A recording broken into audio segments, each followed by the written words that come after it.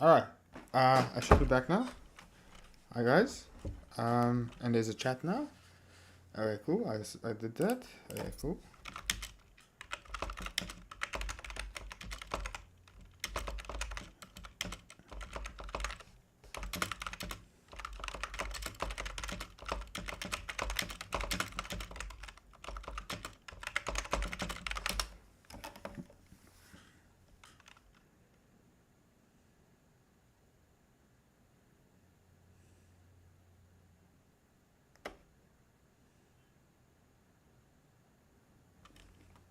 Okay. And it's on. Yay! The chat is back. Cool, thanks. Thanks. Chat is there. So, just want to make sure, has this chat got... No, it does not got. Let's edit this chat. Edit title. Wait, let's go here. Edit. And just... The thumbnail, wait, the thumbnail is...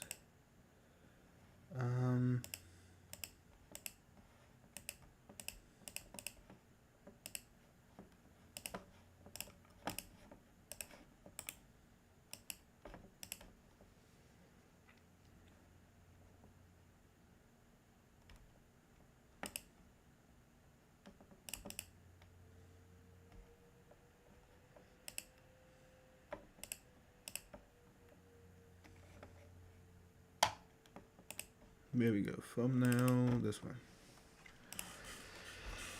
Okay. And I should update the thumbnail now. Has the theme been revealed? Yes, nobody is sure yet. So, you're the enemy. Invisible. Invisible, you're the enemy. I don't understand. Simply.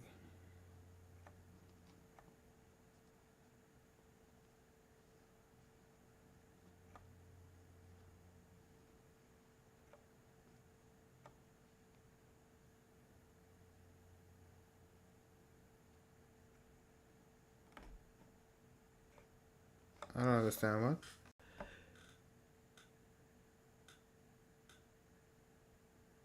Who's the host? What this could? Who's the host? Who's the host?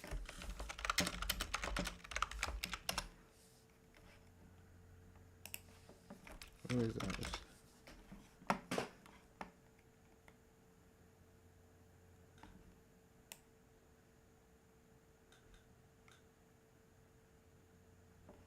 It's in like 40 minutes. What the fuck?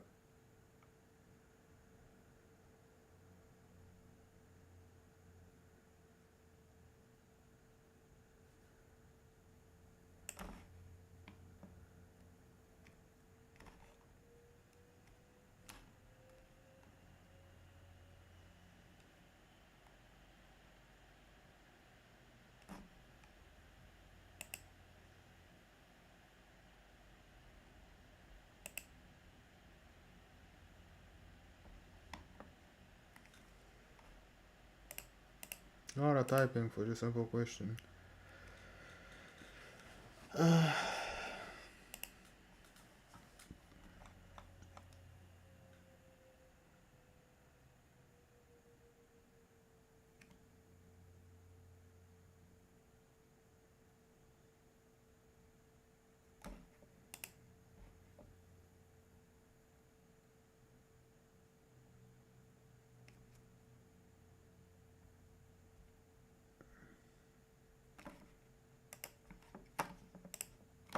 I'm so confused.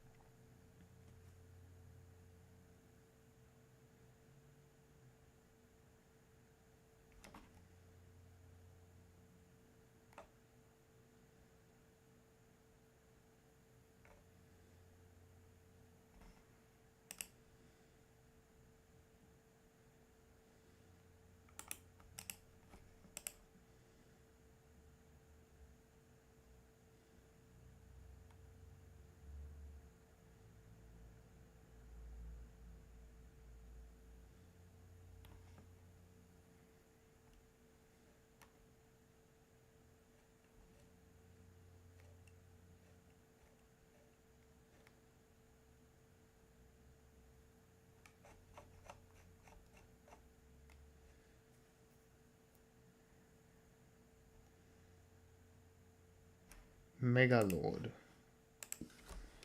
Mega Lord.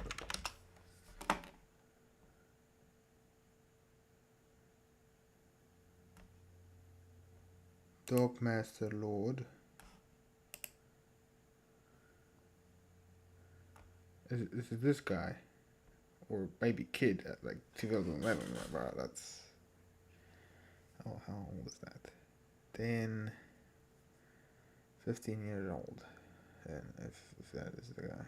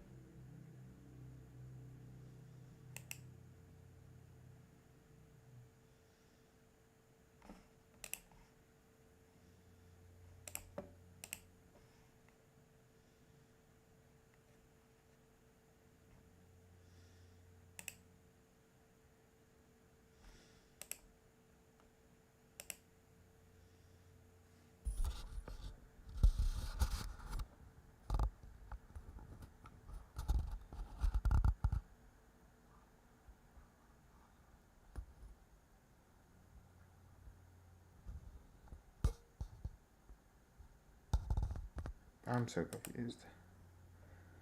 Is... Yeah.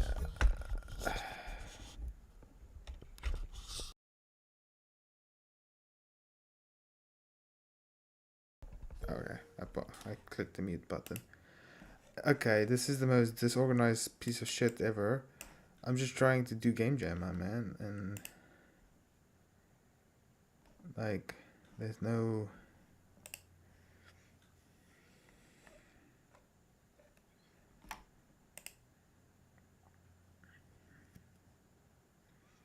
Oh, well, apparently there's no jam or something. I don't know. I wanted to do a jam, but like, this one is not going good. I can always do the Godot Wild jam. And that's in like 5 days. What's the 12th? That's Friday. I mean, that could be nice.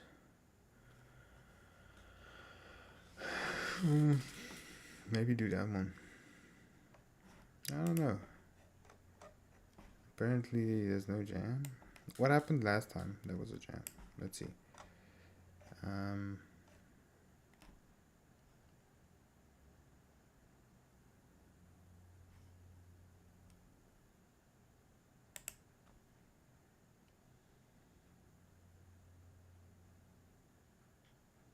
Okay, so invincible, and the sub-theme is you are an enemy or the opposite. So is this it? I'm guessing this is it. I'm gonna go with this is it. Okay. Hello guys, again I'm at school, could not log in to my account, so I'm gonna announce it here. The theme is invisible. And the sub-theme is you are an enemy or the opposite. Okay, I guess we work with that. Okay. Am I really doing a game jam with this random kid that is not, he's at school because it's the middle of the day, because then of course he's at school. Okay, I guess, are we really gonna do, I don't know, I want to make a game, I guess, so. Okay, invisible. Okay, theme, invisible, sub-theme, enemy or opposite, invisible.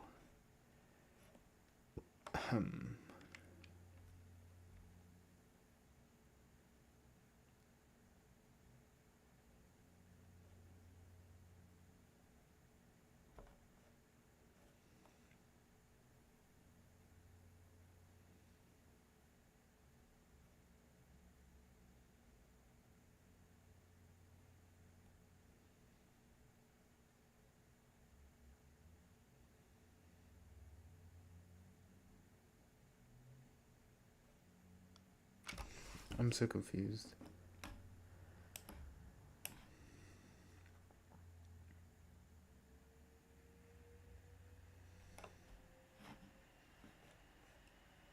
I don't know, man. I don't know what's going on. Is that the actual theme or invisible? What? Okay, if that's the theme, well, how invisible when you're the enemy? It's like secret societies. Okay. So that's a secret. Wait, what? Okay. Secret societies. Right. So I'm guessing you do this. I haven't used this before, so I'm just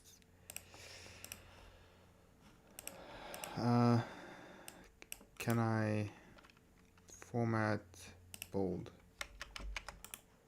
Format bold. There we go.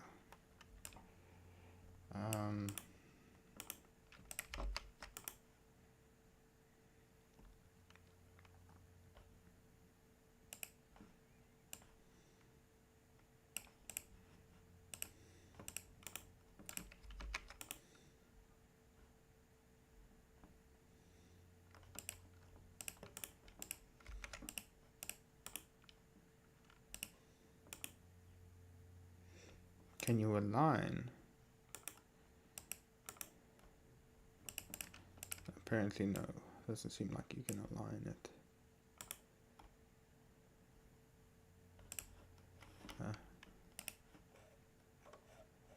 I don't know. Secret societies, right? So that's one thing we can maybe do. So like, I don't know, like invisible secret hand. So like you shape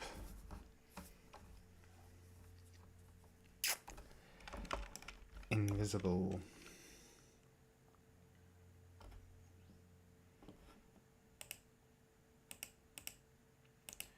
I guess. So a game about secret societies, I guess. So do you like shape the course of history, or do you like, or can we, you like decide world events, right? So like, so it's gonna be a 2D game. So like you are, I don't know, deciding world events, is that fun? I could do something with nukes. I don't know. Let's say add card nukes. I don't know. Nukes are just something coming to mind.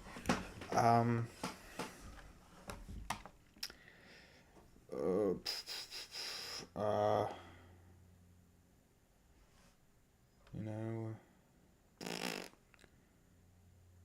stock market. Stock market economy.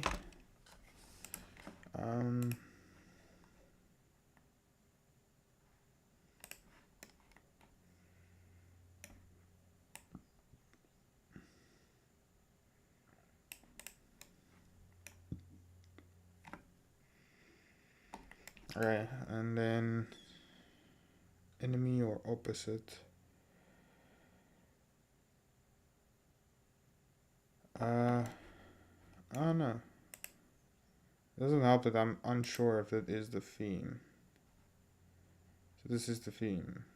Invisible, your enemy. Alright, I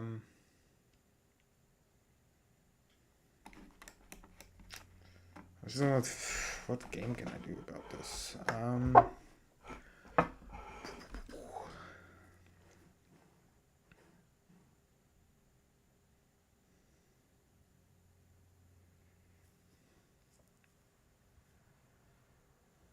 You manage like a group of companies, and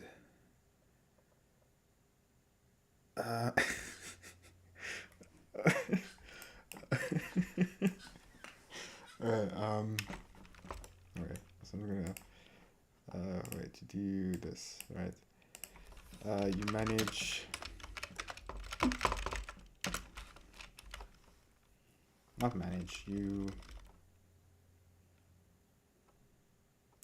I'm envisioning like this, what's this game where you are a king making decisions. 2D. This 2D game, right? You sit on this throne.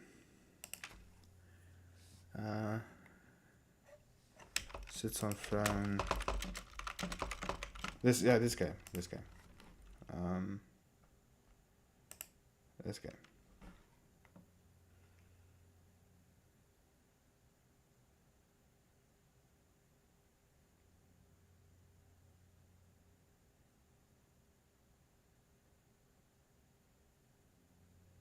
I'm searching for this game. Sort the court. Alright, sort the court. Something like this, right? Except you're like a secret society and it's like businesses and shit that go to you, or like, sort the court. This game. Let's quickly play it, I guess. See if it's what I want to do. I'm just looking for like some small 2D games. So just like something fun. But yeah, your sort the court type.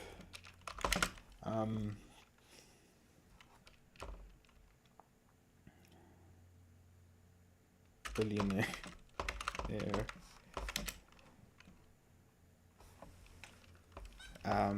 Managing companies and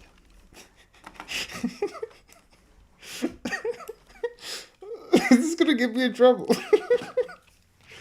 Companies and is this like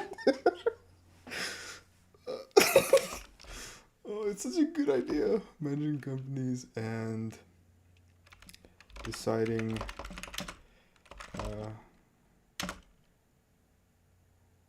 deciding the fate of things around the world.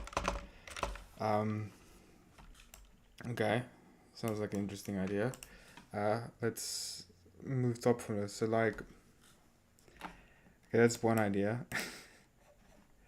See, is there any updates? No. I just keep on.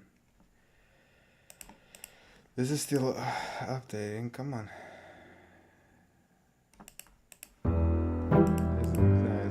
Is this? Come on. Isn't this gonna? I don't know. Do our own thing, I guess. So.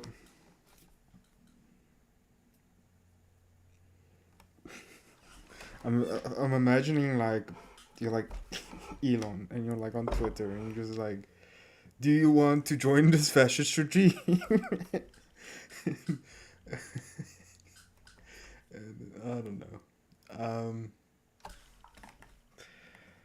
Is this stream gonna get demonetized? I think this. I mean, I don't think I can get demonetized since I'm not monetized. Is the stream even working? Stream should be working.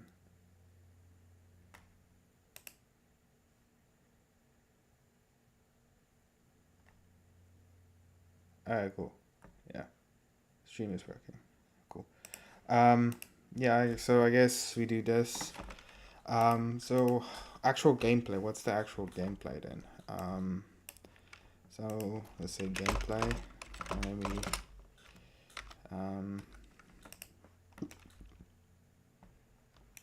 yeah, let's grow this like a tree. So the actual gameplay, what would the gameplay be?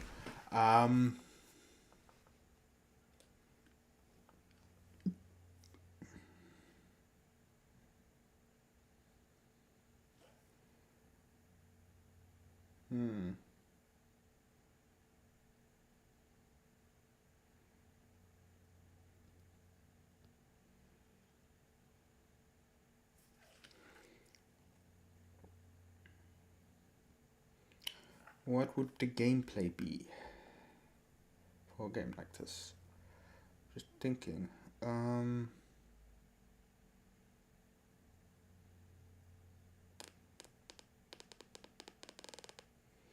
have a question. This chart, right? I just wanna let's save it. Can I edit, rename?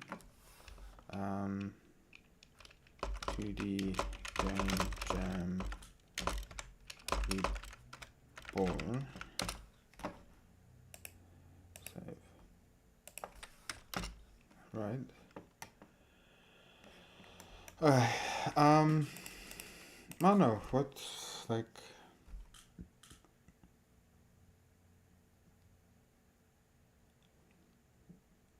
You can maybe have like the world map, and it's like you build things, or you like decide where, like.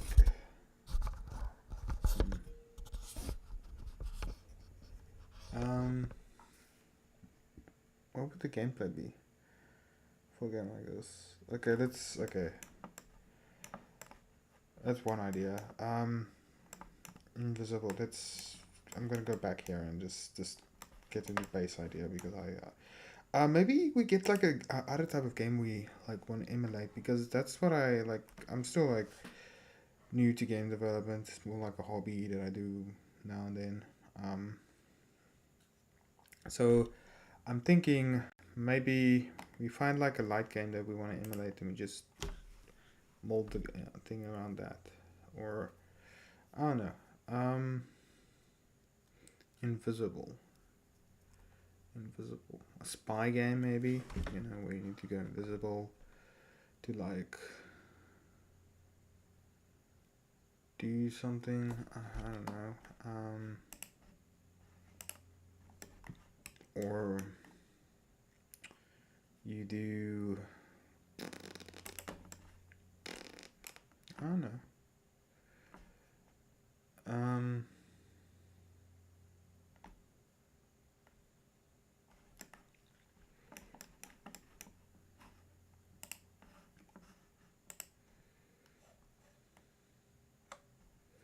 We have a week, right? We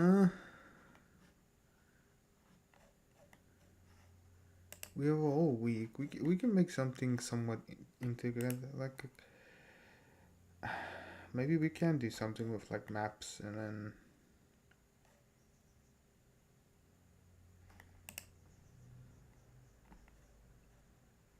then I want to expand on this idea a bit more, but I'm a bit stuck. So I'm gonna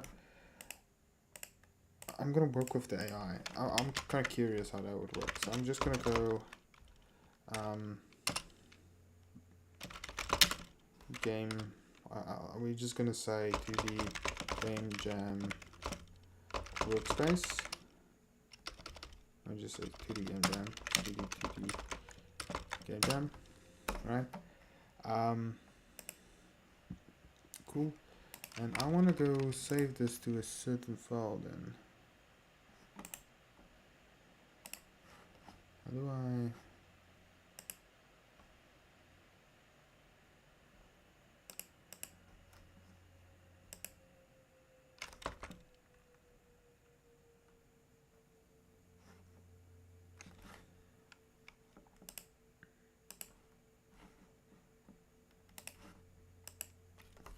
Obsidian Linux save location.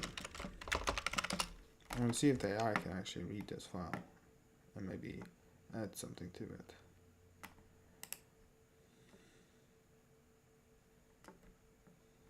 To here, basically.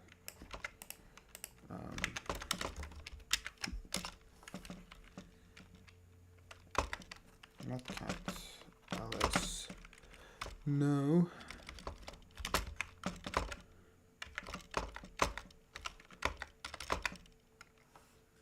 Not there.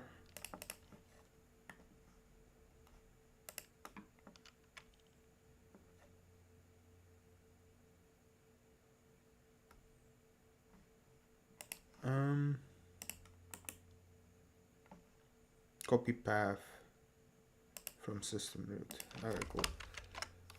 There we go. There it is. Okay, cool. Let's do a lim s to the game.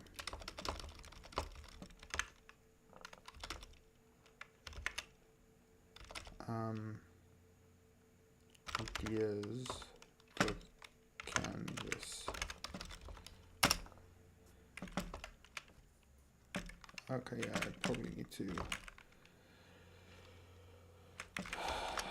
There we go. I know if I cd.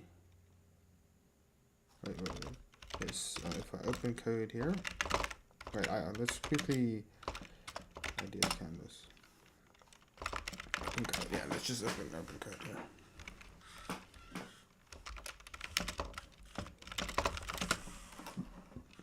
Okay, so if I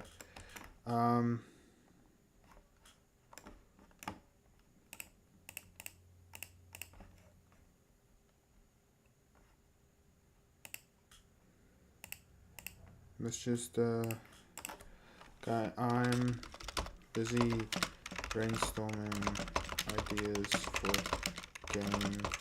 game jam.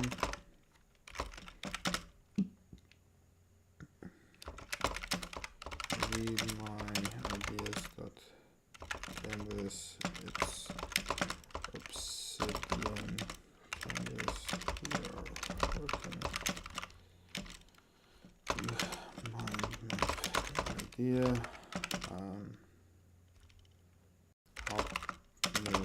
Let's put this on pro model. Help me brainstorm.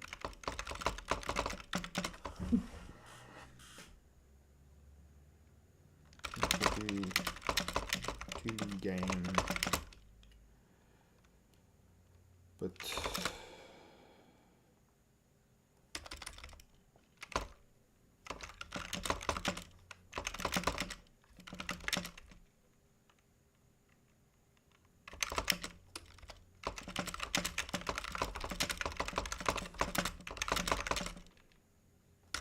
okay.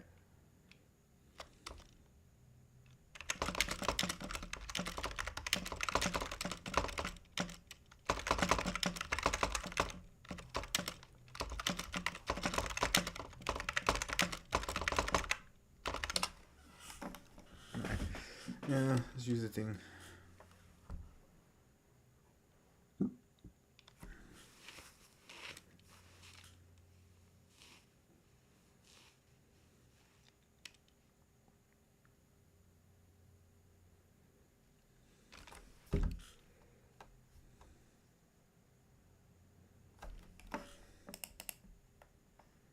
Maybe I want it on Flash. Let's just do Flash, I guess. Because I do kind of want it fast.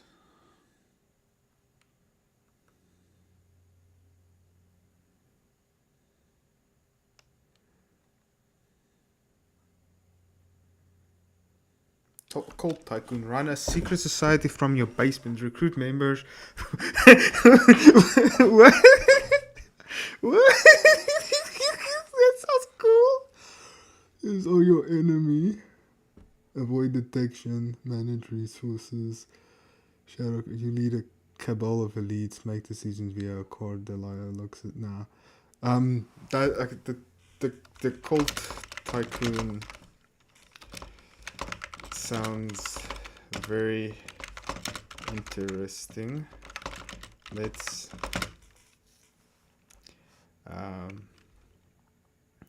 expand upon that. What were you thinking? What do you think? Let's see. At the Cold Tycoon, that sounds pretty fun. We can make something like that. That sounds. Let's see. Love it. Here's what I have going. Okay, you'll run a secret headquarters, the core loop mixing sort of decision with light management. 5, your devoted you members are high 10 secrecy, how hidden you are. Hit 0 is exposed. Game over. needed for everything. Okay. Core loop, a queue of linear messengers. Each is a binary choice of resource trade-offs. A journalist wants an interview, granted.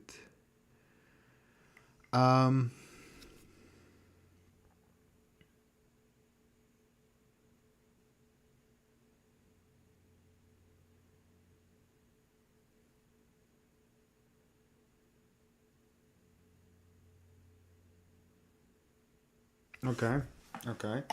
This is interesting. So enemies do external and internal moles are big enough to matter, but stay small enough to stay hidden. If decision fights that push pull, influence is represented as unseen strings. Sounds interesting. Now with that idea, I am going to split this off now and say Cult Tycoon. Can we just take that name? Is that...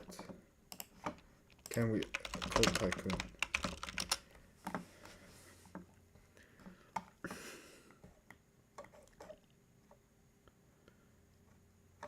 There's already other cult games. Okay. Idle Cult Empire. Well, this sounds interesting.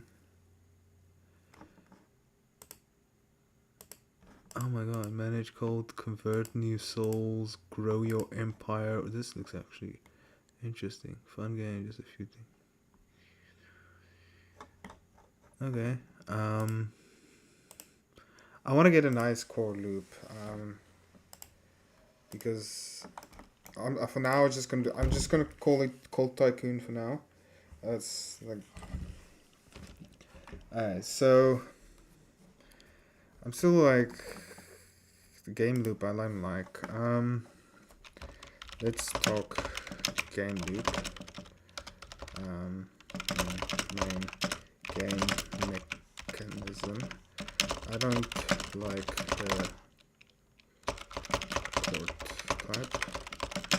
Let's brainstorm alternatives. Alternative core loops. Yeah, so basically how I'm using the AI is like basically using it to think, but I am the one deciding and where we're gonna go. So I need to disagree, but like it's usually pretty smart. So let's see. A cult small.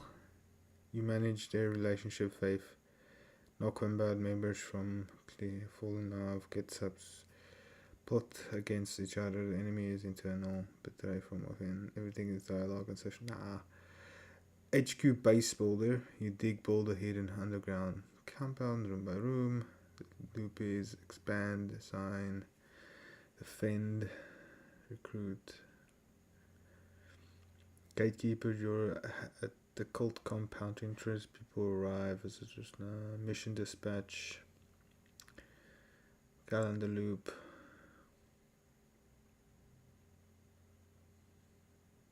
Nah. None of these are vibing. Let's see. I was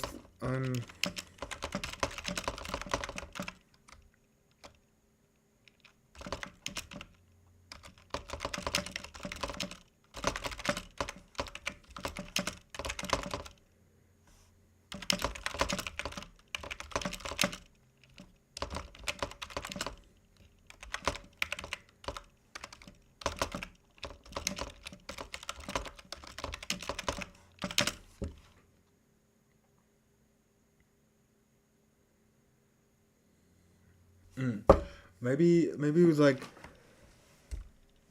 the core thing is you wanna perform rituals and like give sacrifices at the rituals to like I don't know.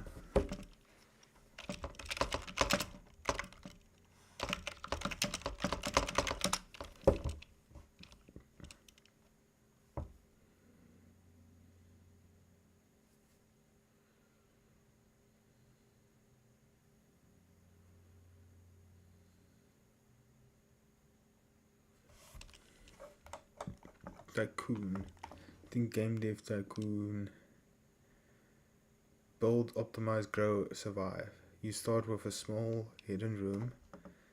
Explain tile functional rooms on a 2D grid. Each room does something. Okay, this sounds interesting. Okay, room, retro room, front, business, blah blah blah. Okay, greet them from outside world.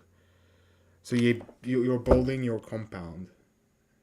Okay, loyalty, skill. I'm a bit high at the moment, so like I'm actually a bit high at the moment. So this is why do I decide to do things while I'm high all the time. Reading is so difficult while high. It's so difficult while high. And a fly. Suspicion how much heat you. Okay, but this sounds like an idea. So is a you build your compound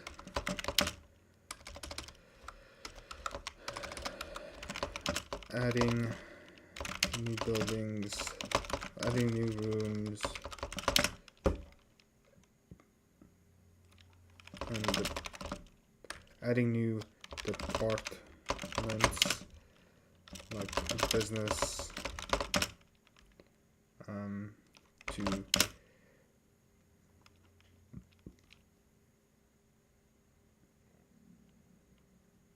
make yourself stronger, I guess.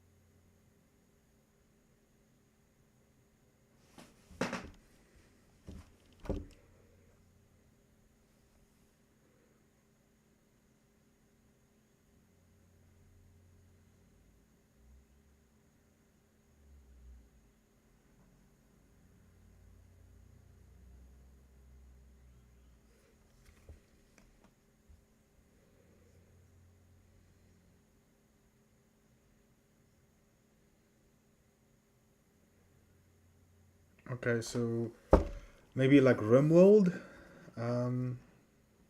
we like build stuff, and then events happen, like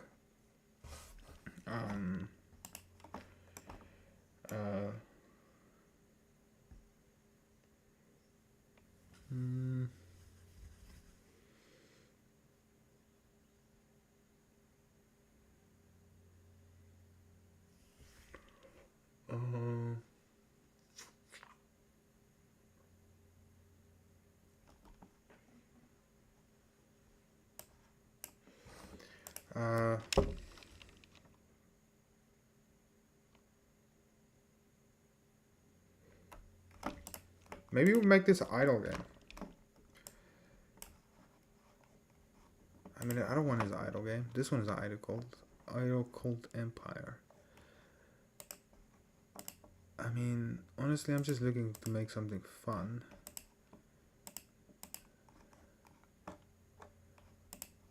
Yeah. I don't know. What would the main building stuff? We don't need. No. I don't know. This is not grooving. The idea sounds nice, but like, what's the purpose of the? Okay, you want to convert the whole world, I guess. You know.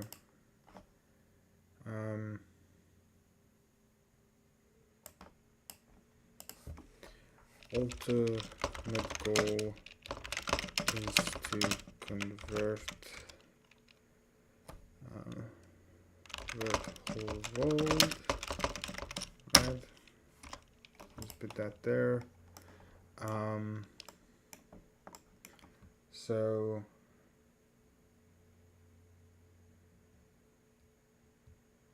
you have resources.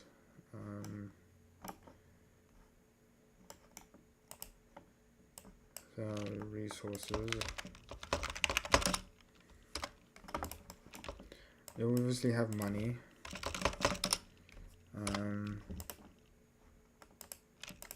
Actually, this money.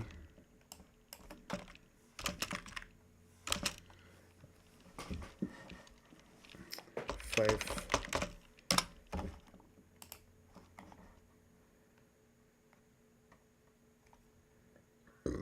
Skill, how often they work.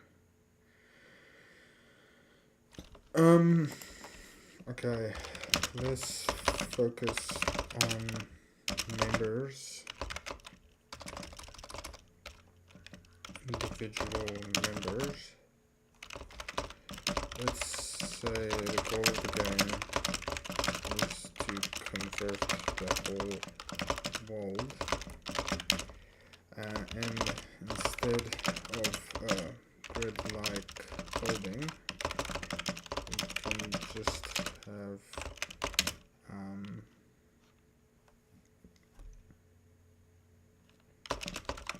to update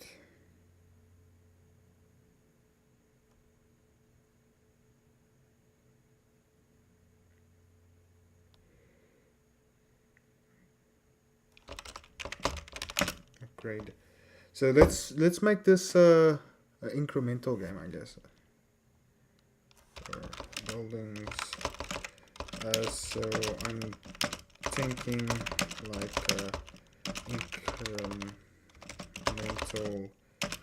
cult tycoon game.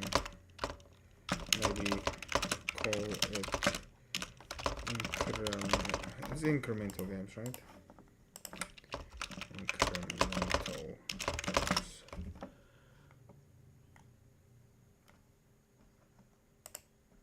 Yeah.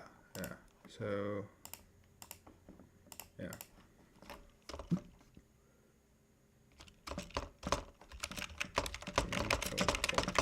Incremental cult. Is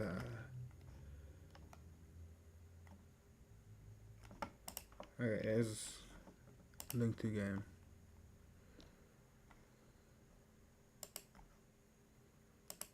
We'll just make our own thing. Okay, cool. So I'm thinking, so incremental cult.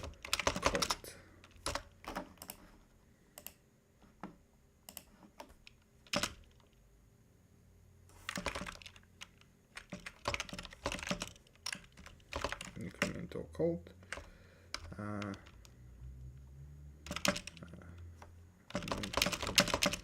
Incremental feed game. You.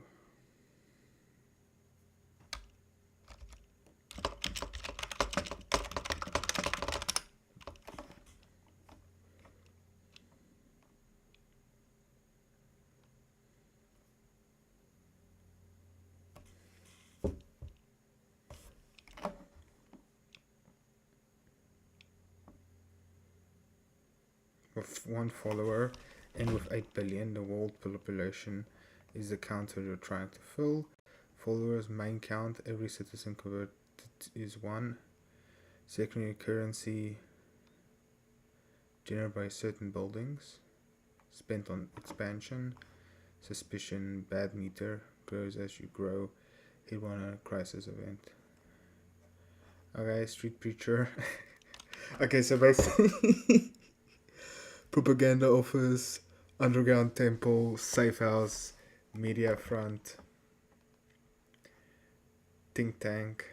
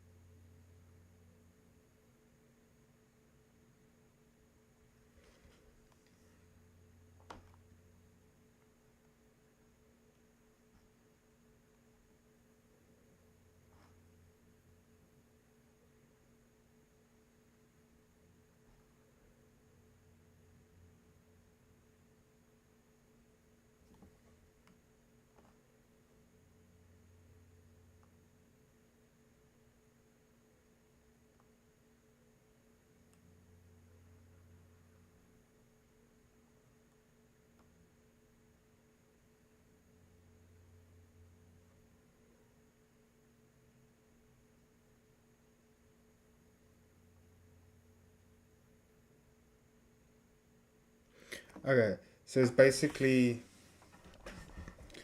you have like the world map. Okay, so let's do this. World map showing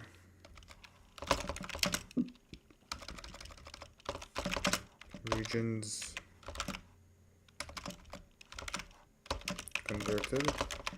So maybe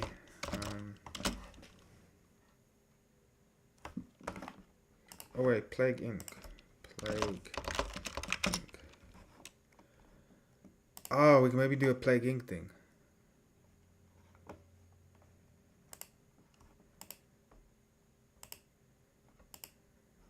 Actually, yeah, let's do that. Actually, yeah, let's do that.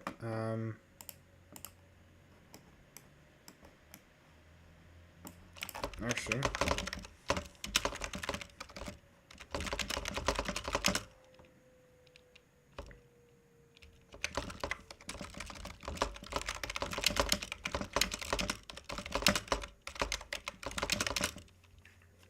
building a plague. So let's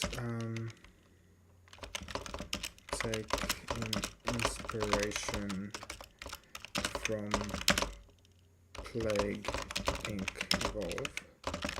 So still thinking we have an incremental like game, but we have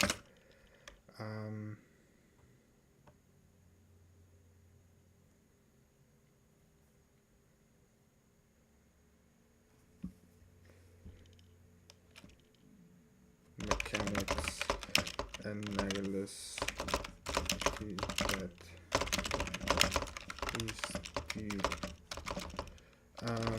So before suggesting, please do some more research on incremental games and Plague Inc. Evolve. Alright, cool.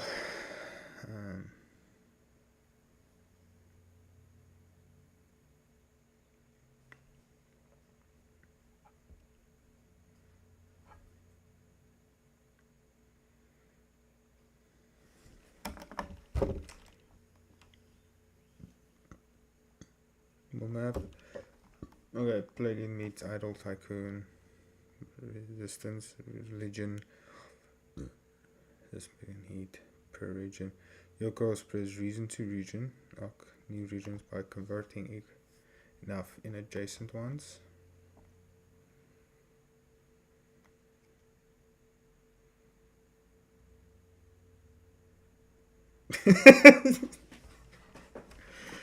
But more suspicion, okay.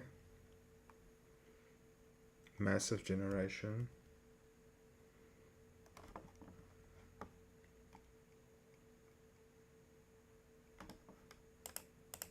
Okay, let's call this so this is something else now. Cult Incorporated, right? Cult Inc. because it's like Plague Inc. Okay, Plague Inc. Meaning we'll probably want to play this game. I don't have money for this, so I'll probably just torrent it. But yeah, I don't give a shit. Okay, cool. And then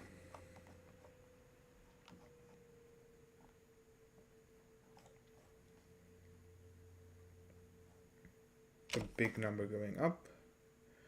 Click events on map. Passive. Yeah. Cost increase each upgrade. Okay, cool. This sounds amazing. Now let's plan the game.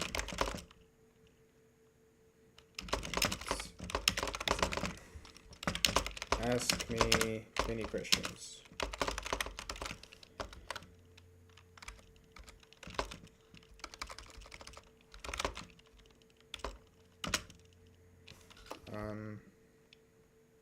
Okay, so I can probably make the good deal now.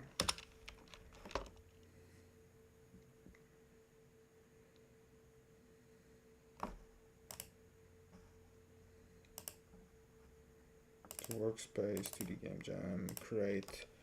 So this is cult ink. Select cult ink / create. We are going to be creating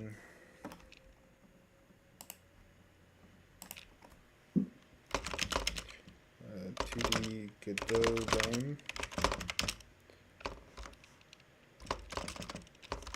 for the cult ink.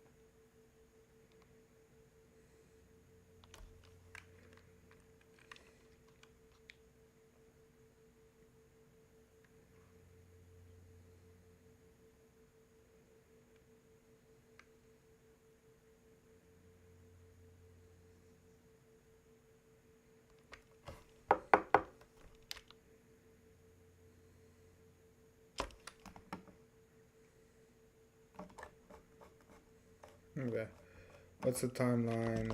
1 week. Real time number ticks. Is the game real time or turn based? Real time. Pixel art. Old.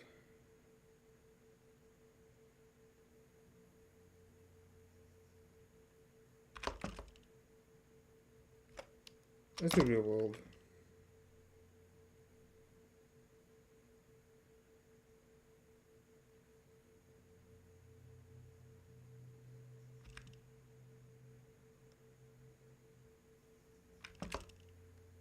Plaguing style, yeah.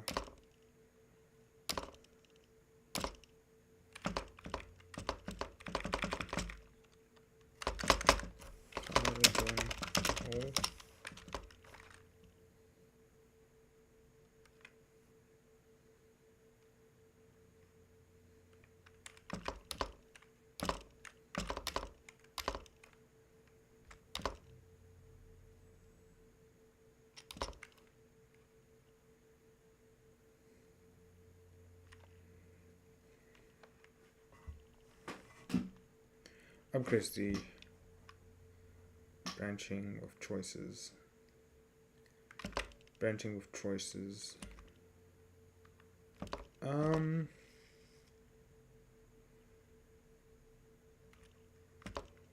want to do it like begging.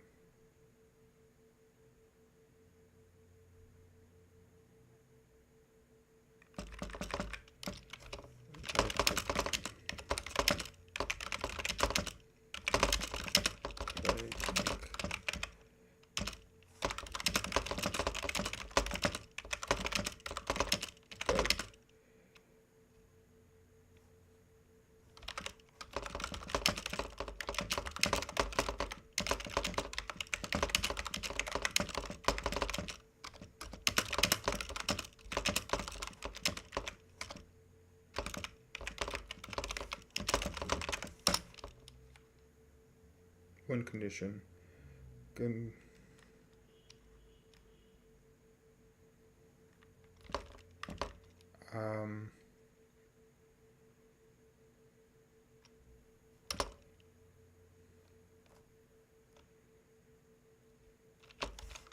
Work towards one condition.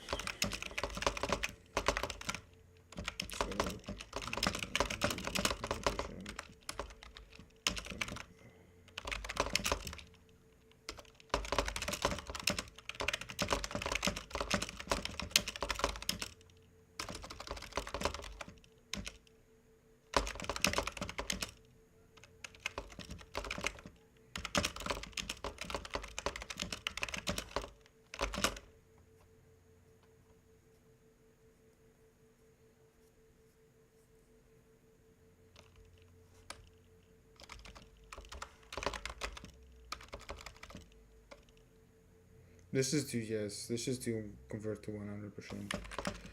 Um,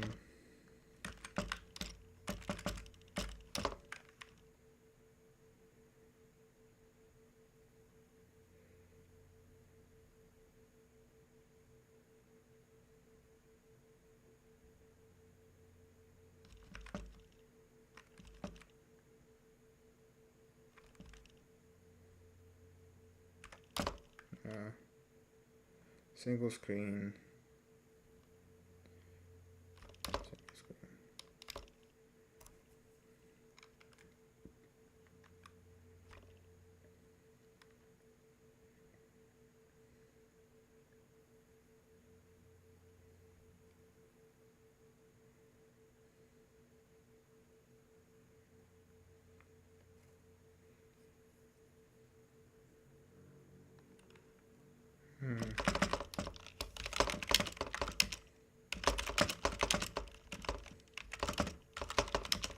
Real world. So, like whole world, we can have a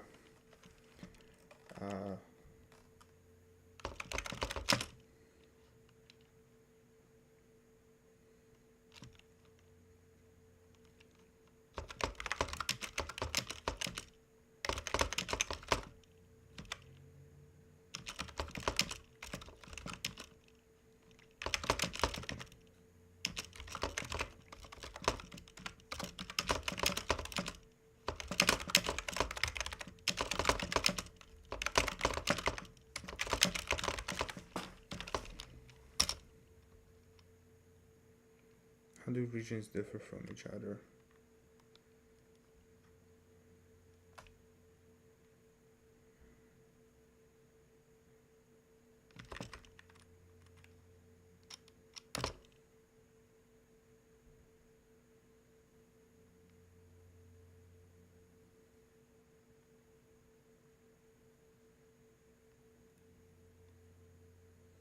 Hmm.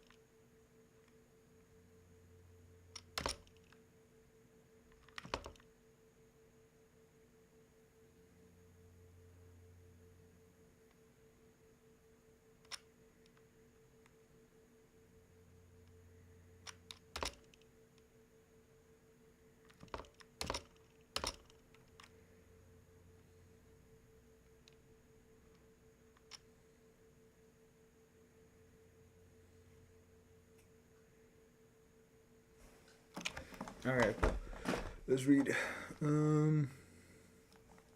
Incremental code design summary, core identity, timeline, gameplay, blah blah blah, world map, real world, regions, whole world, data driven via JSON, unique traits plus region specific events, blah blah blah.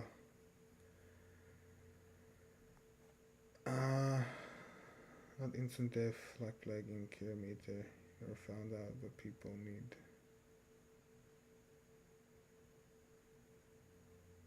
You need to resist revolt to actually move you. is hybrid.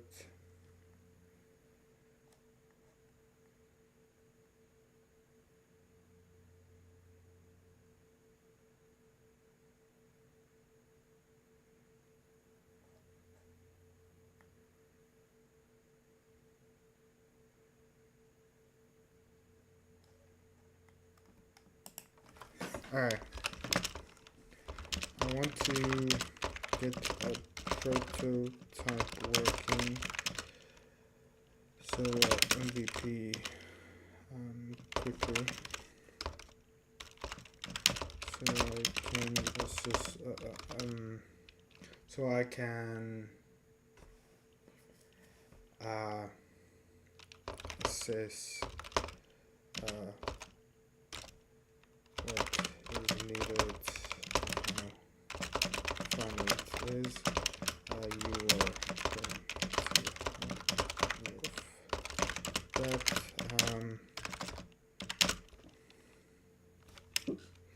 So let's plan out the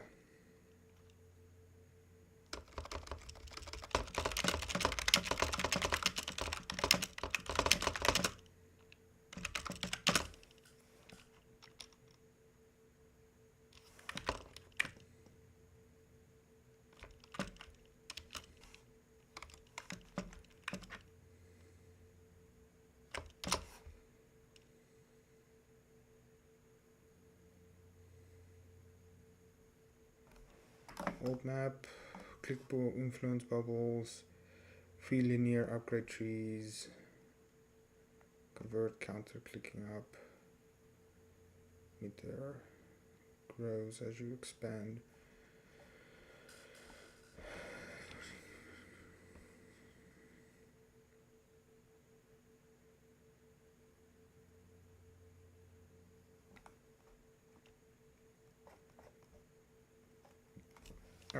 Alright,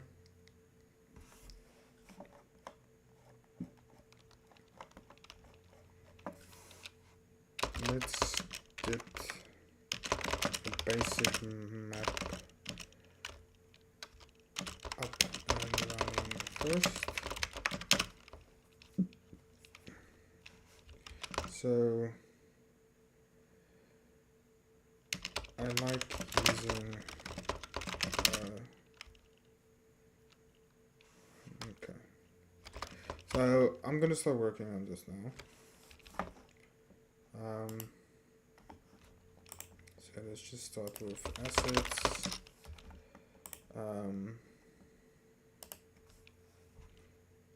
Scenes,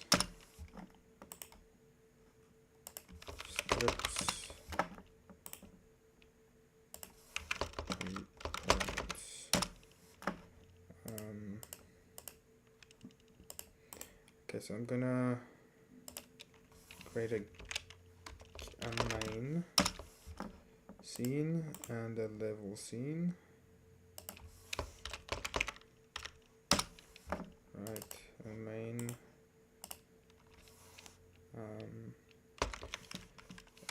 D is a control node, and level is in here.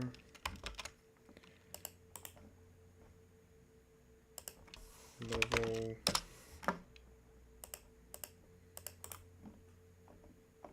main. Okay, for now I'm just gonna do the coding without the AI because I just want to set everything up.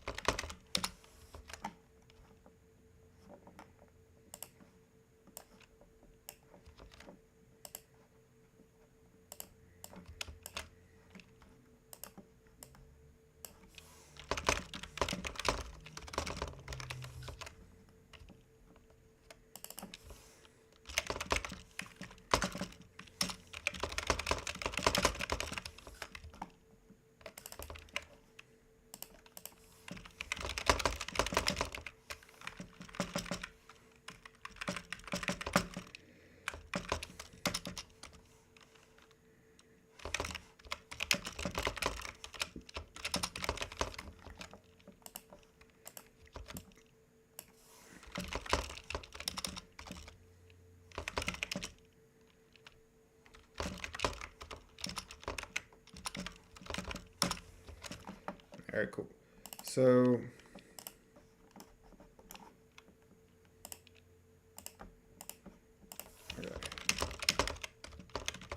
start by getting a map on the created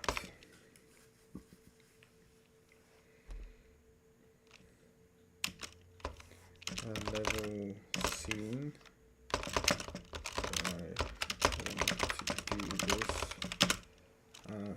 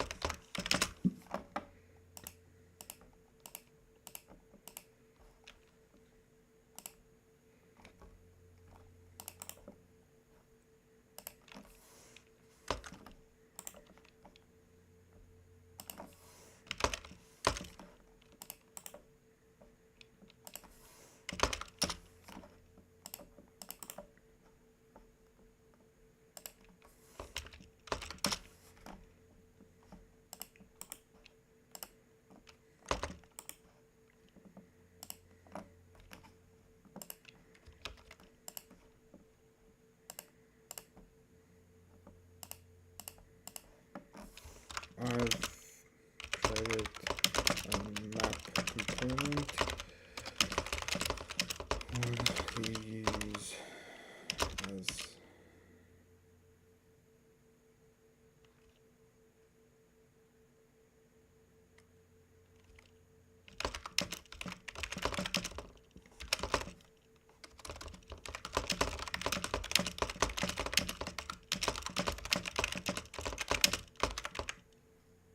regions, different colors, etc.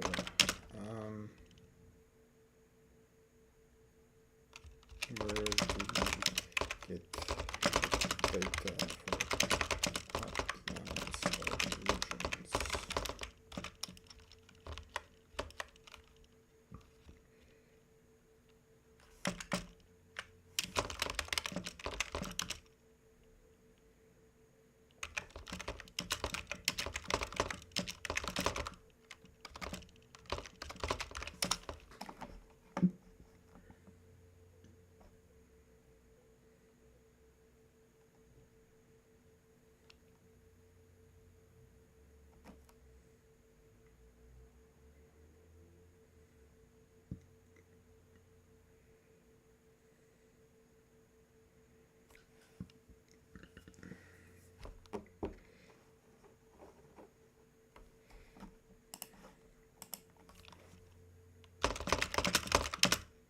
World map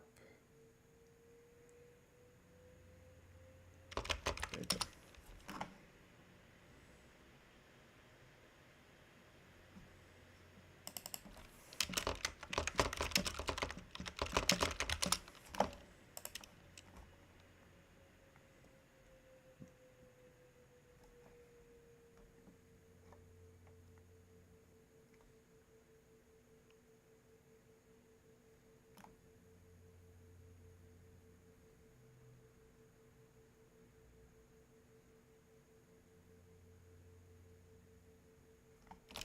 Let's do GeoJSON. Where do I download?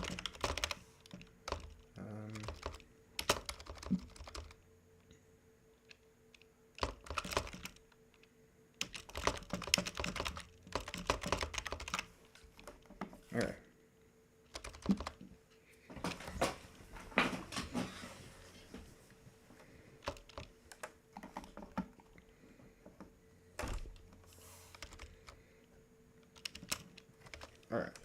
Alright. Where do I download?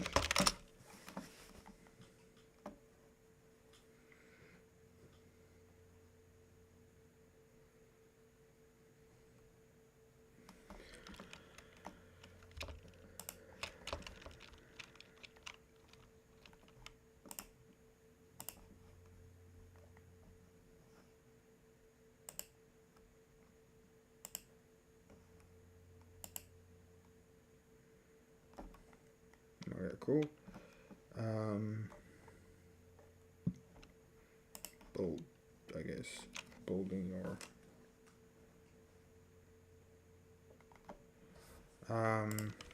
so we go to world space, 2D game, cold game, assets, and we make a view JSON, and we say world.json.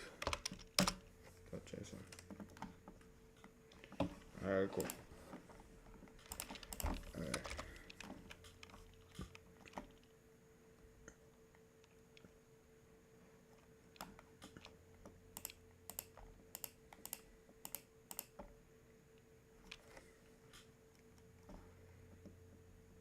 Okay, let's go to Godot, assets. I don't think Godot likes me opening that. Yeah, it does not like me opening that file.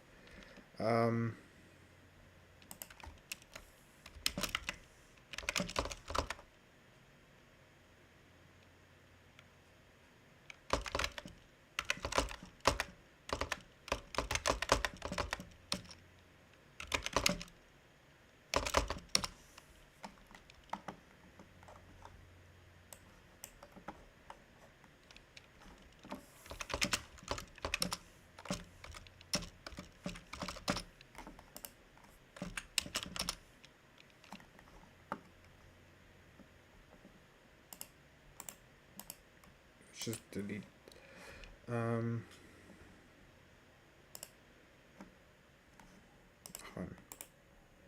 Let's just do bcop Godot kill this. Cool. Godot. Alright.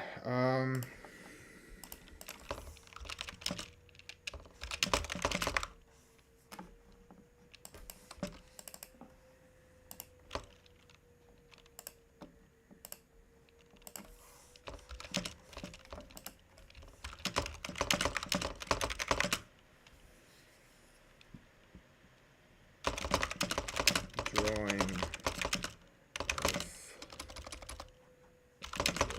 regions.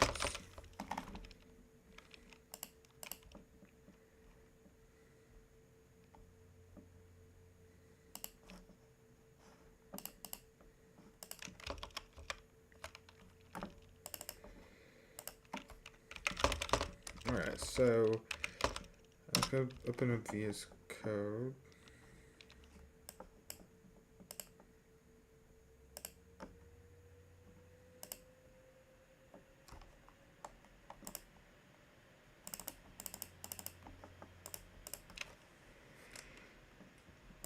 And then VS Code should be format.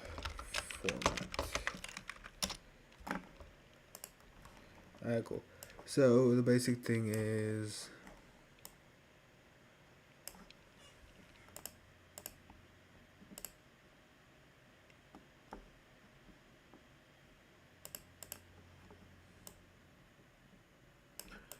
okay. So I'm just gonna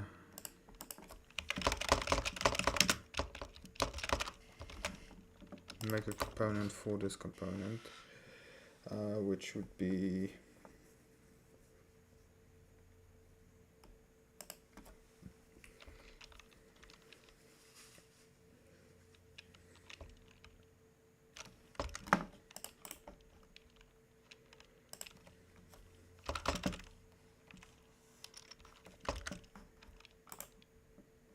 what are we gonna call this? We're gonna call this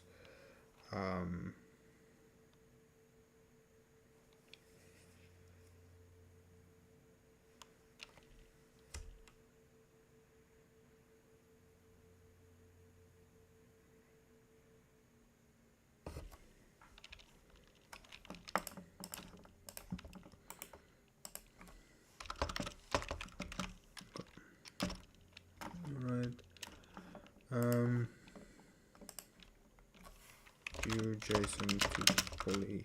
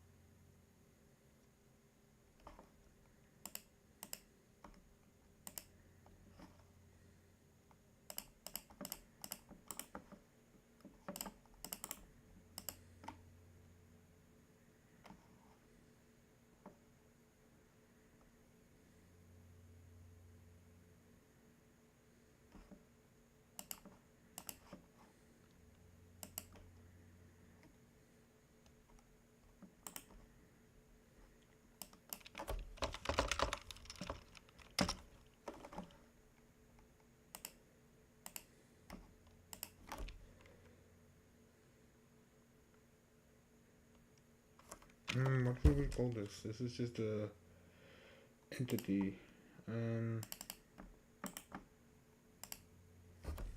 Polygon.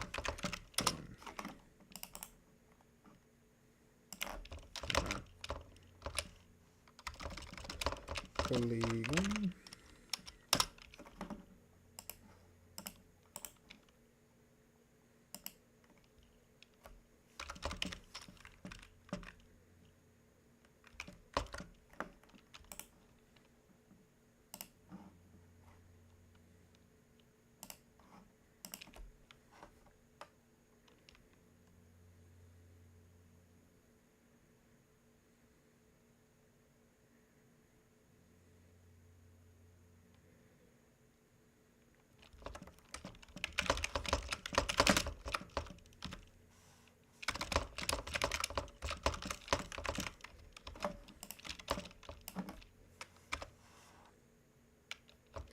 Export, nee, export var nee. Var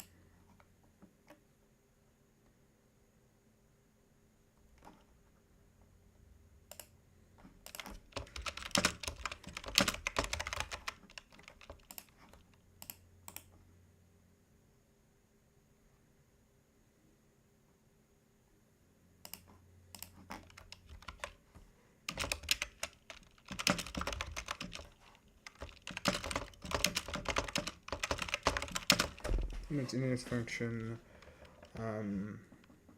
create all the polygon to the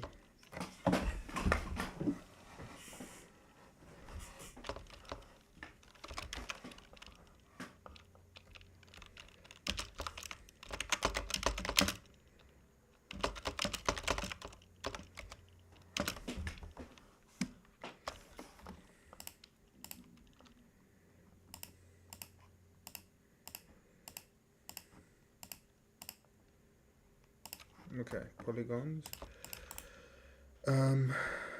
Regions.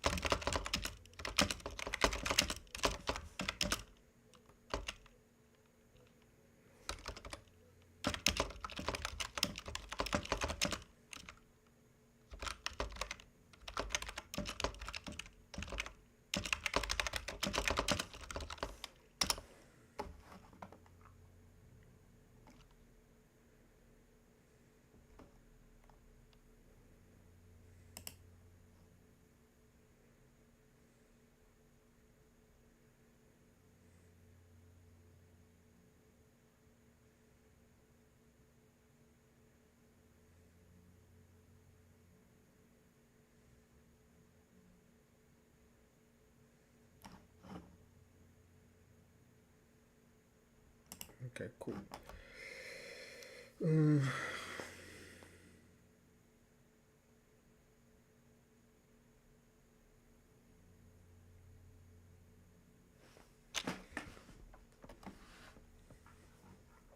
Yeah, I basically just want this in my game.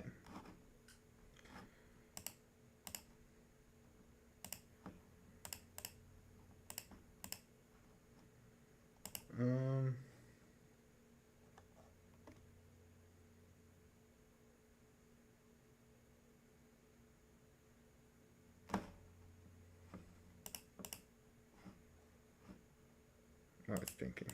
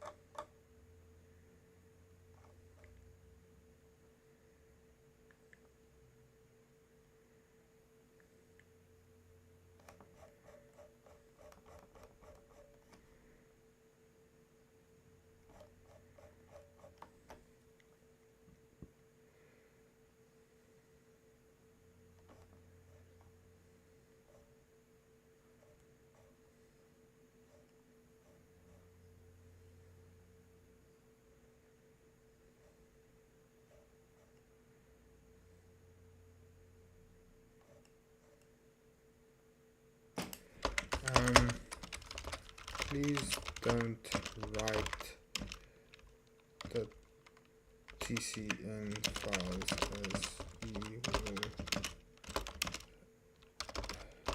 up the numbers. This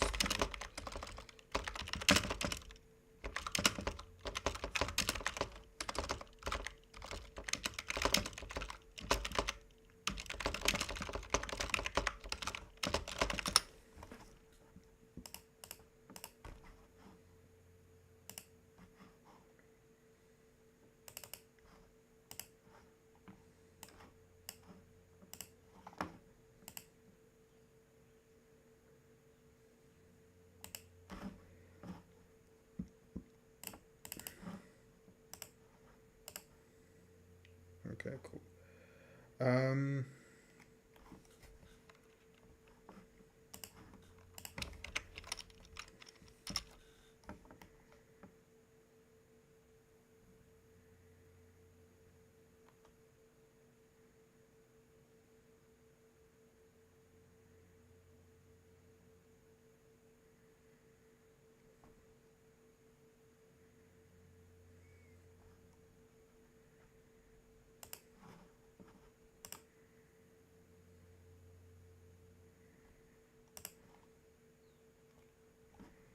Alright, cool.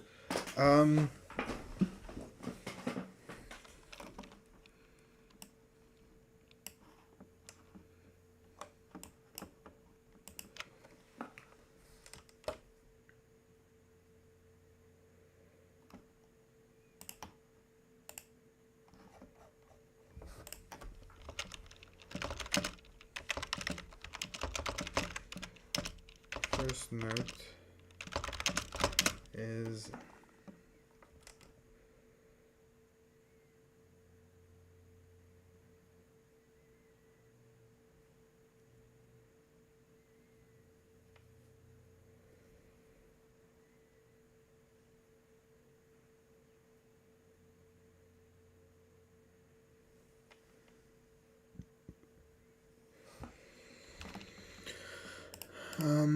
yeah.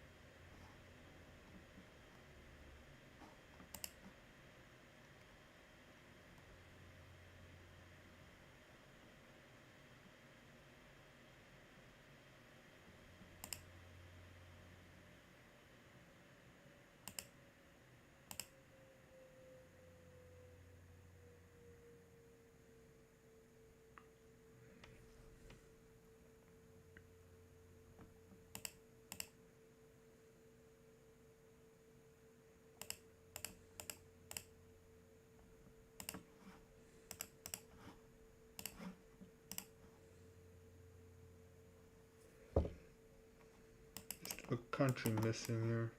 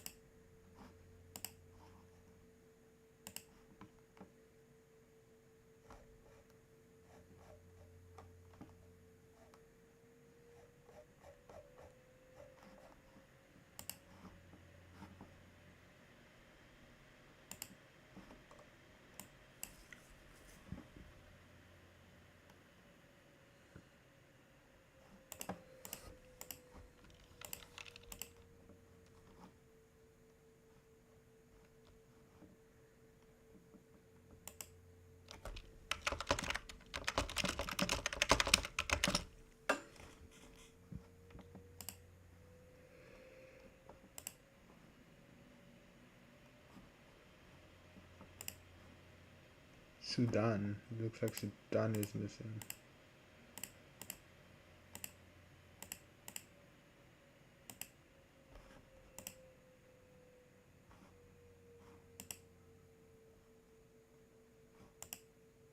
What?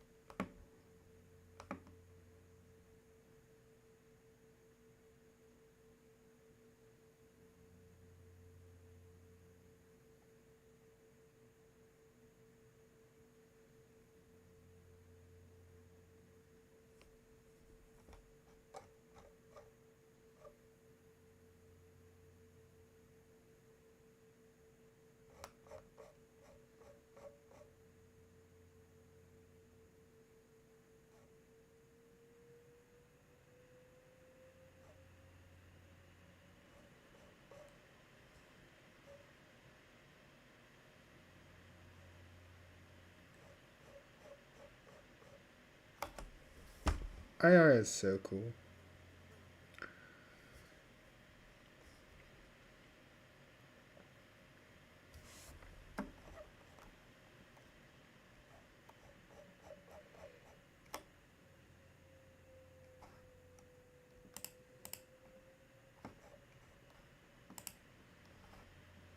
Okay, cool. Run this now. Nice. Alright.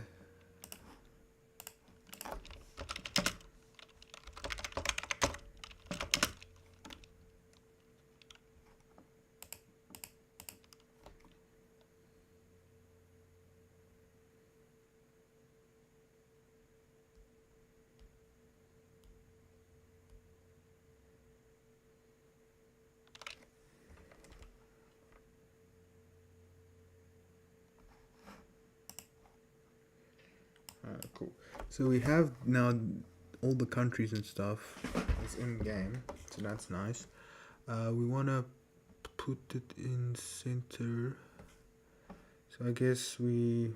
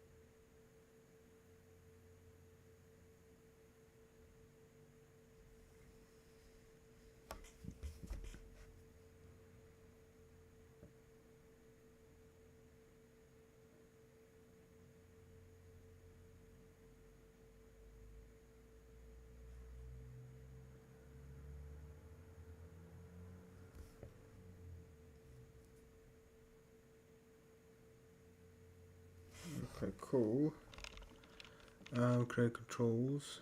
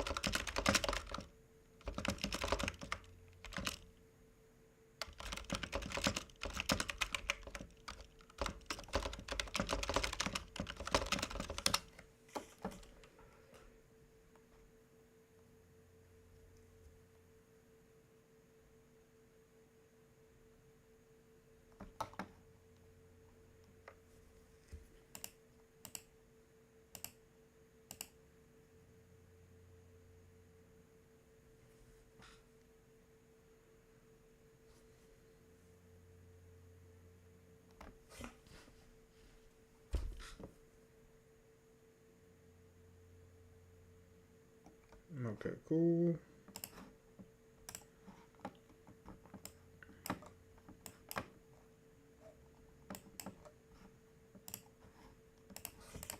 Zoom.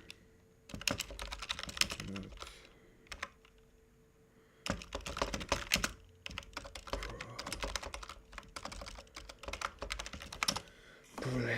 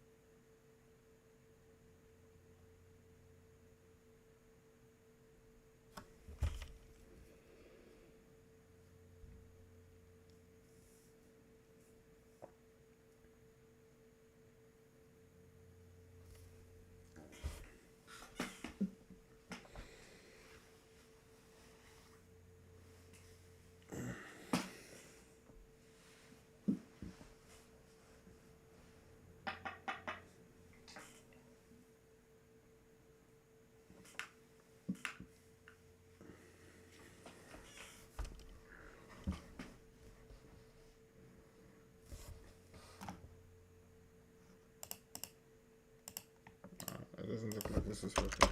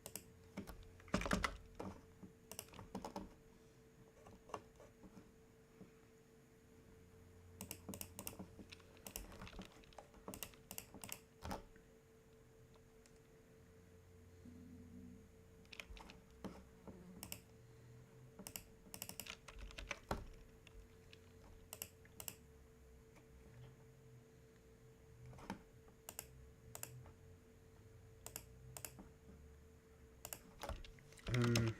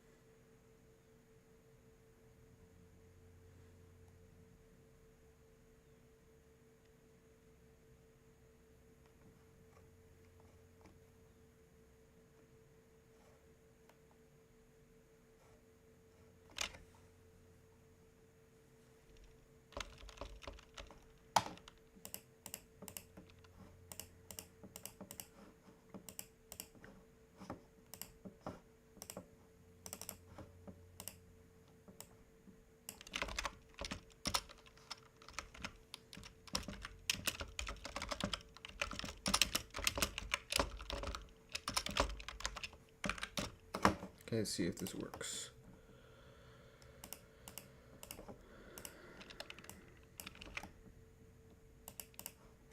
I added this to test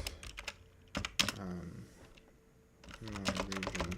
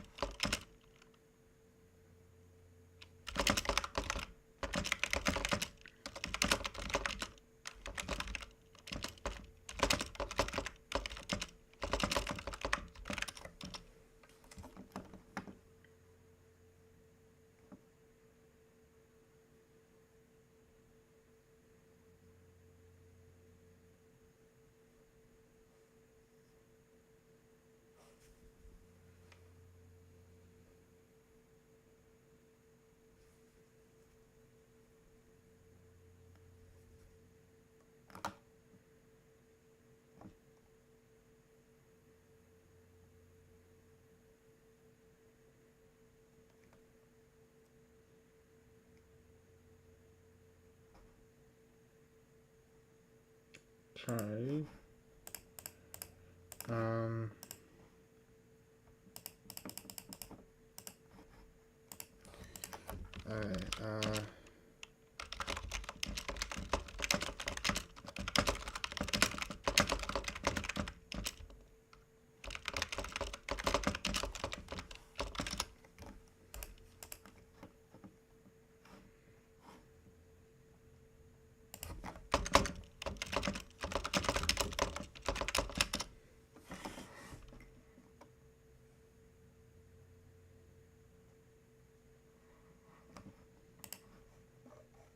Alright, I don't know if this is actually cancelled, but I'm still gonna create the game.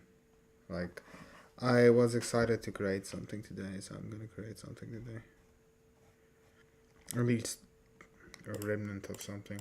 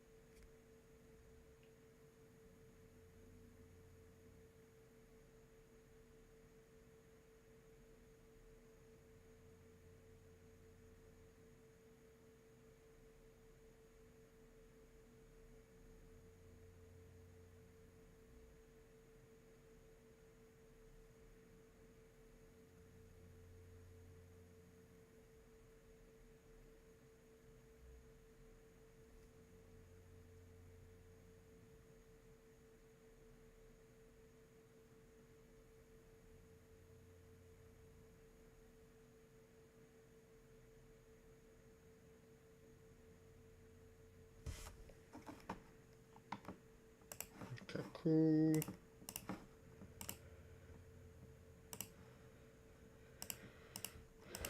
Country. Alright, cool. Alright, cool. This works.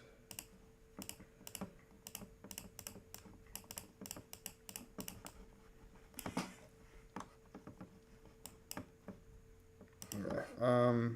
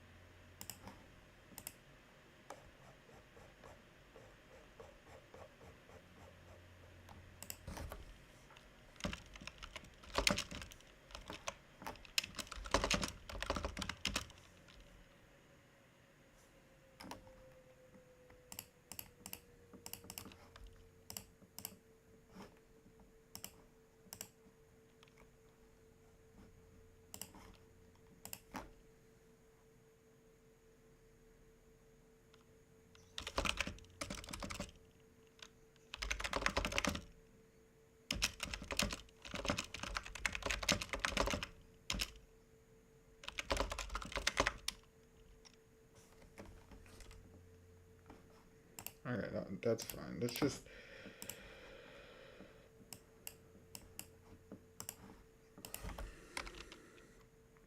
glitch.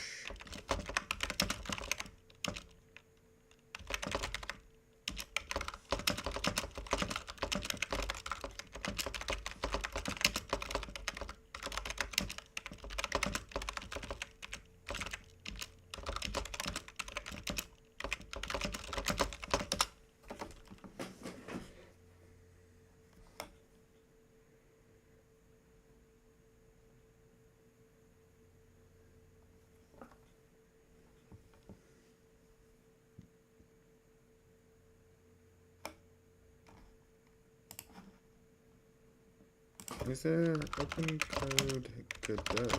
Is there extension?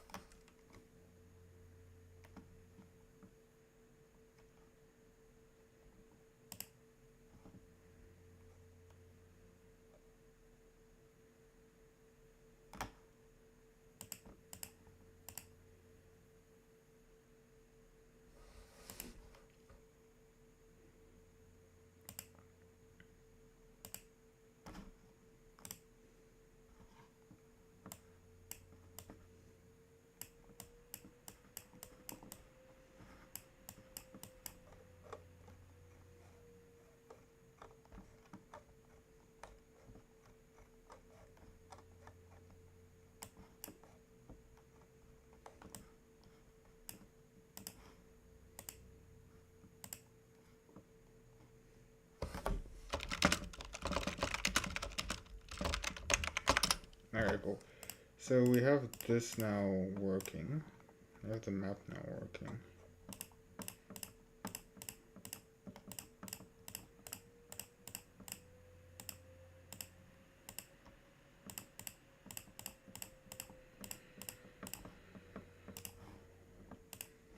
Okay, now with the map working.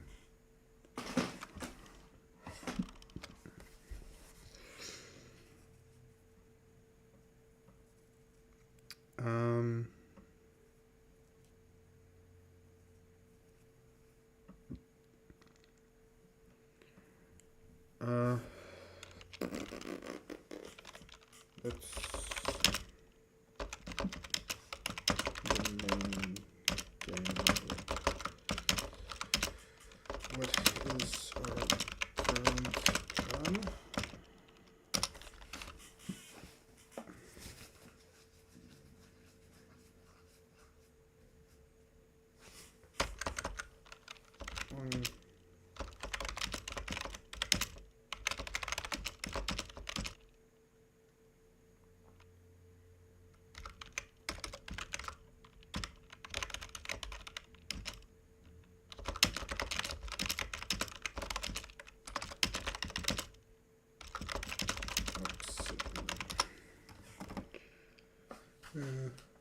If I've gotten views, I mean, I'm not that excited. I'm not that entertaining.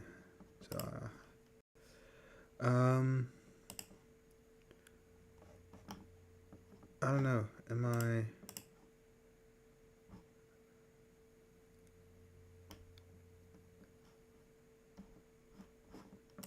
Stream. analytics. Am I getting views? Wait, change dashboard. Analytics. No views. But it's fine. Yeah.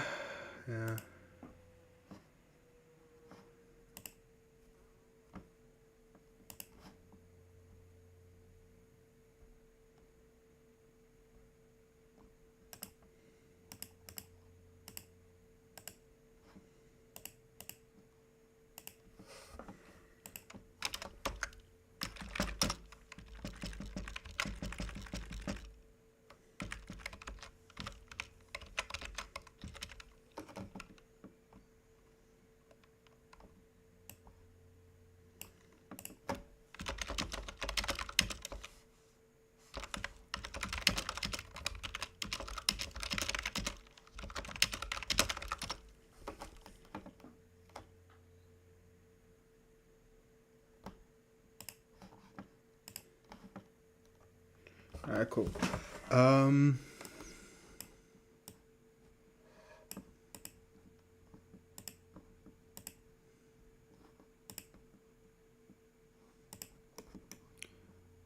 HUD.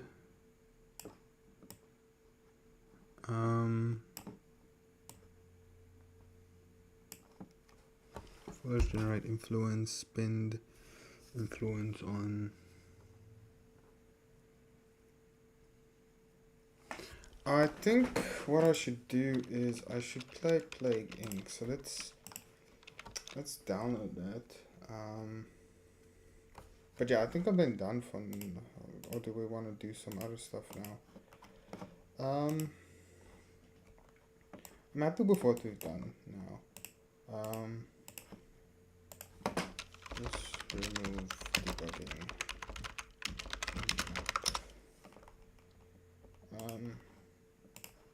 Because we have this now, we can basically then start doing shit. But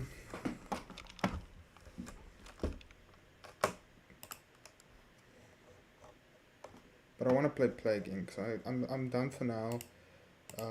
This is my. I might come back later. I don't know. I want to go smoke some weed and get high. So. Hello, am I live? Let's see, am I live? I think I'm live. Am I live? Seems I am alive. Okay, I'm live. Okay, cool.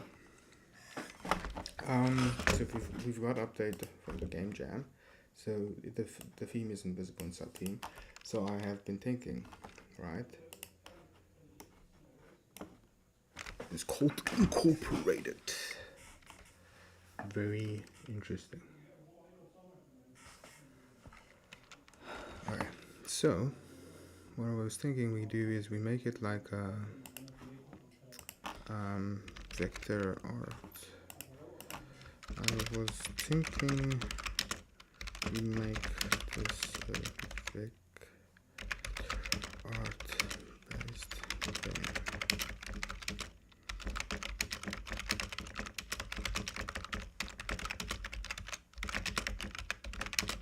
And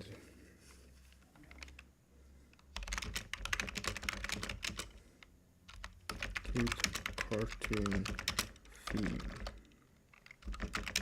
Maybe we want to cute cartoon theme. Very cute.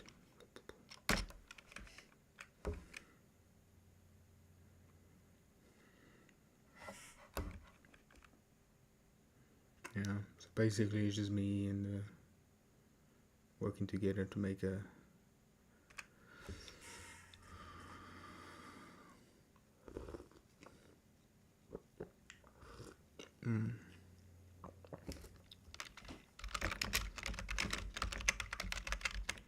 thank you for creating our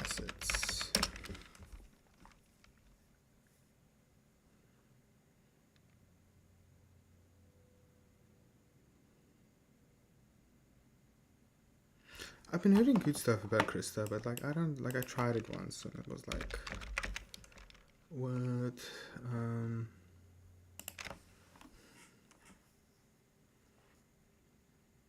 Krita. Let's download it again. Alright, but for now,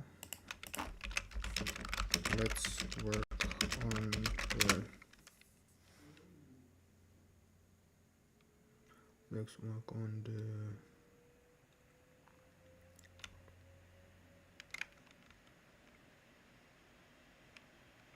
Now let's work on the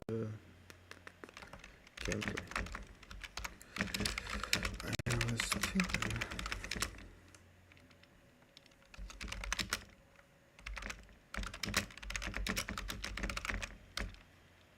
thinking what I want him to be. Okay, Chris doesn't install. Alright, Krita install. Okay, so I was thinking what I want this game to be. So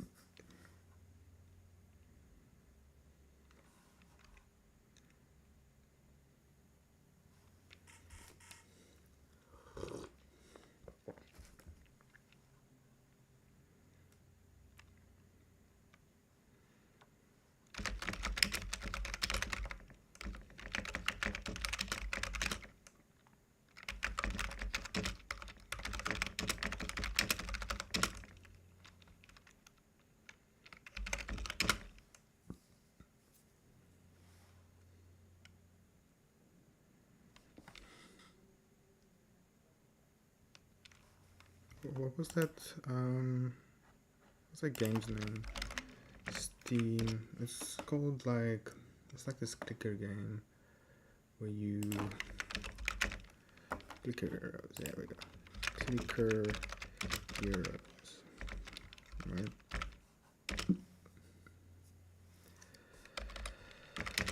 Not all.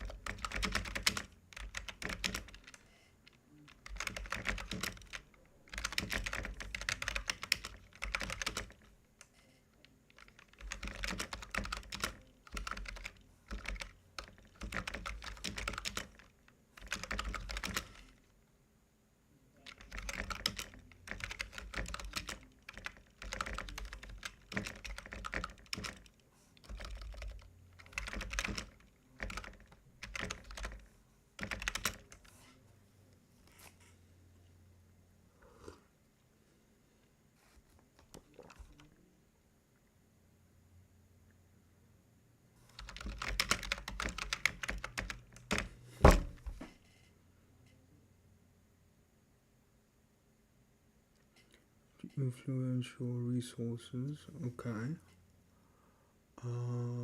Yeah.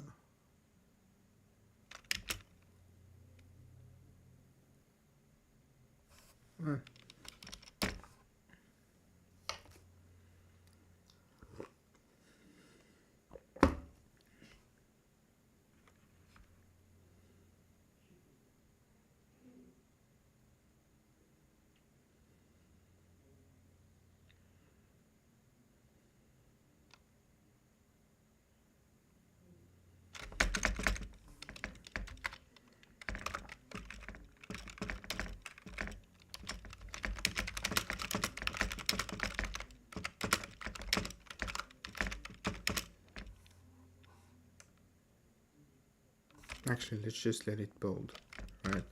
This is a prototype, right? So we just want it to build. It's fine if it just does that. Okay, continue.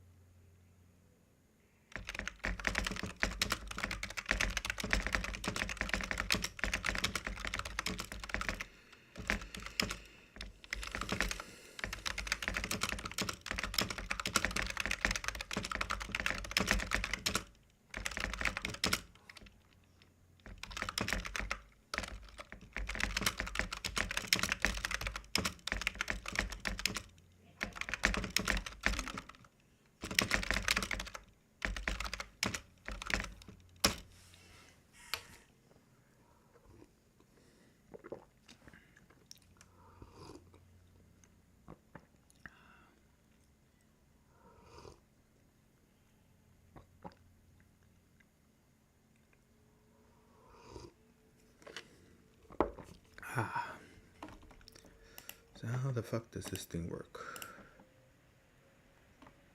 Creative freedom. That sounds nice. I like this looks nice. I like the robot girl. Yeah, I probably have way too many things open. Let's close that. That doesn't need to be open. This for now can close. This can close, although that's still technically open. Close that. Cool. And this can be closed.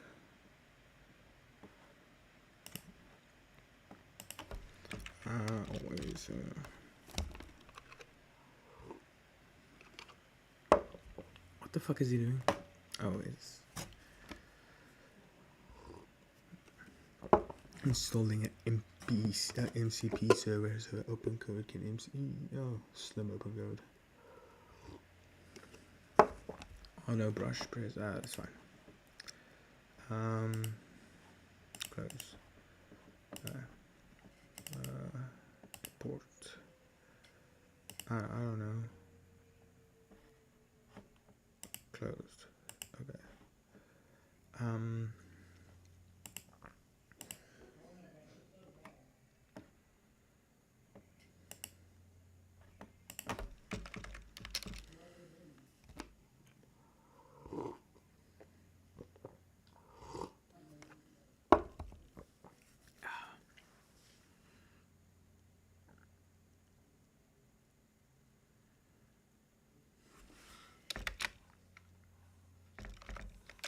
Okay, now that we're doing it like this, it's more important that we do proper planning. So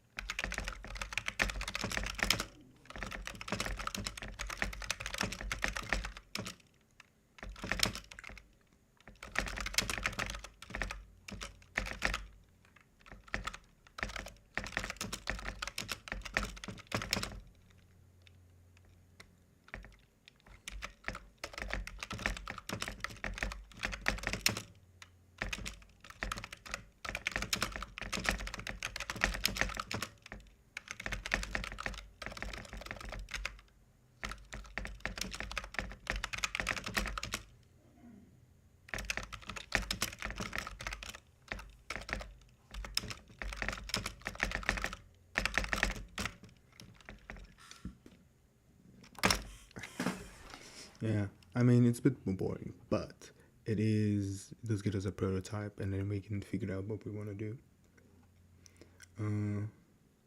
This way of development is a little bit different because like you need to kind of trust the AI, actually to do decent work, but it does do decent work. That's why I just like wanted to plan, because if it plans, we can we can decide what it does, right?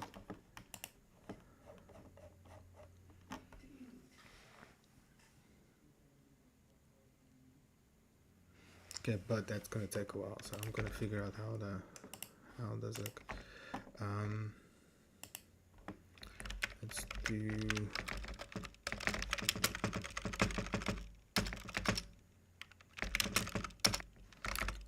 open another open code here.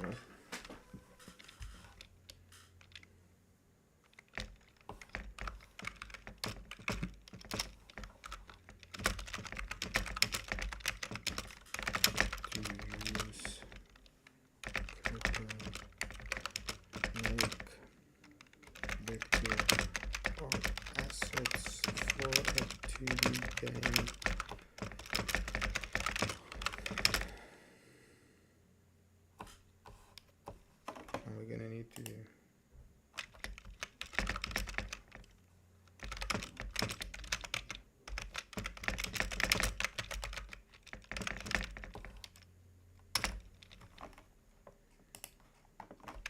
I want to learn how to use please do research and help me out.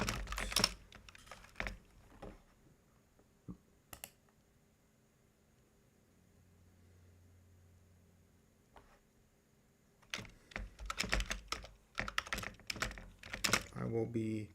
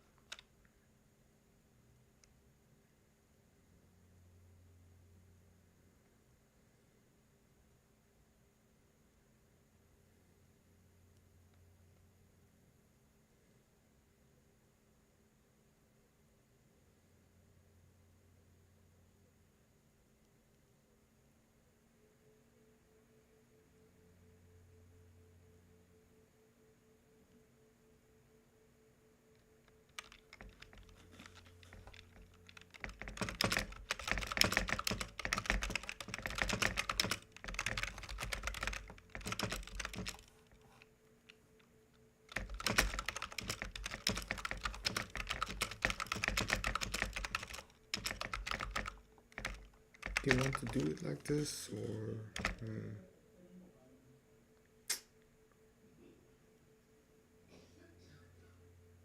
yeah, let's do it like this. It's faster development.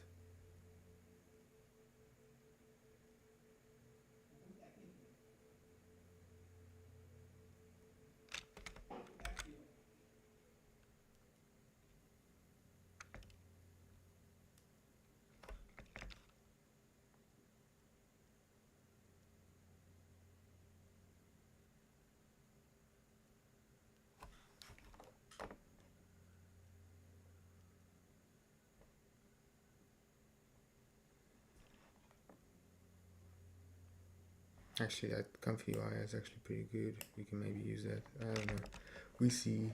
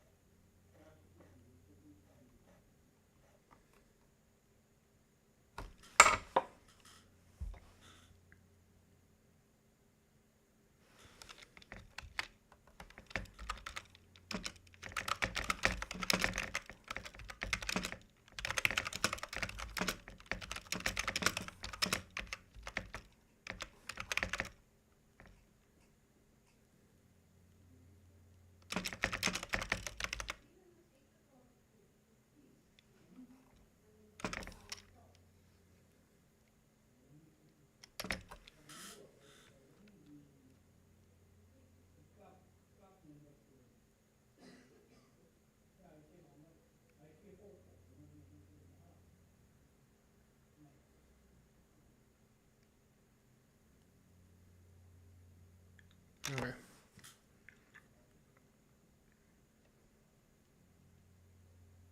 And what do we do? Oh yeah, open code.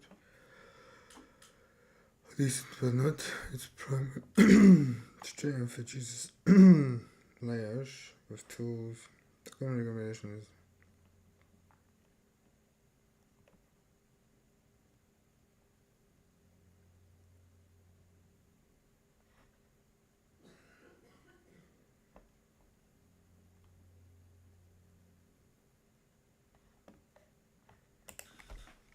I just want Inkscape. And to be fair, I was using AI cookies, so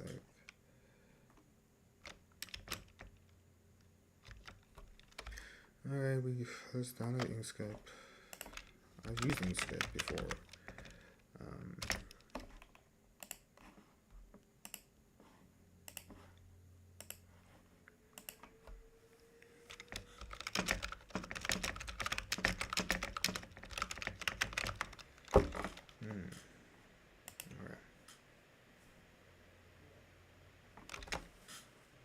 Alright.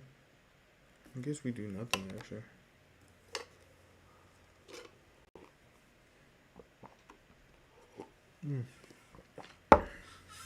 Here we go, something to do. I need to open Godot, which is closed for some reason.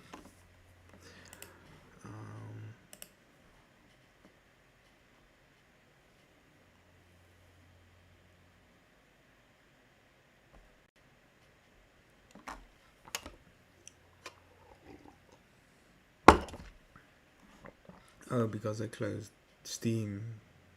Alright.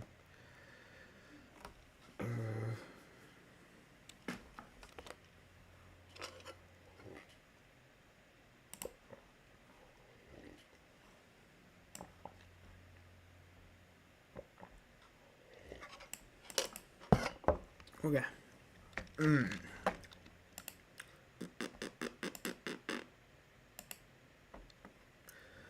Open the Godot. Open the Godot project. Starting country should be. Oh yeah, cool. Open it. And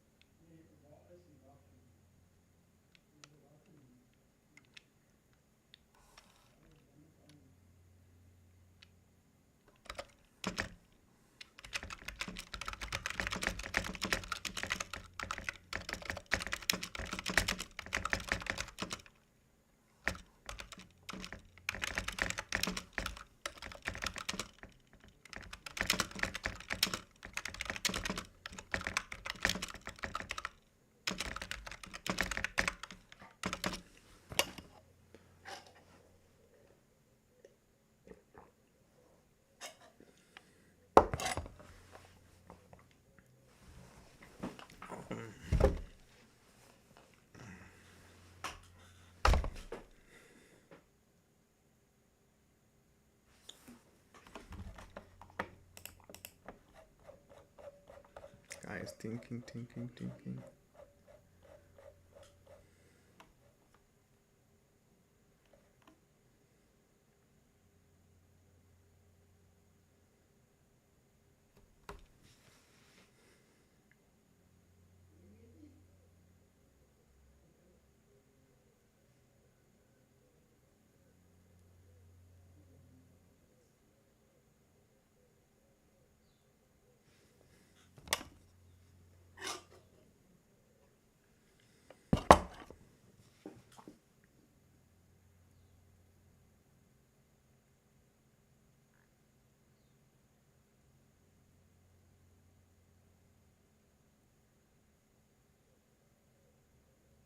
No, we just wait for pre-boarding.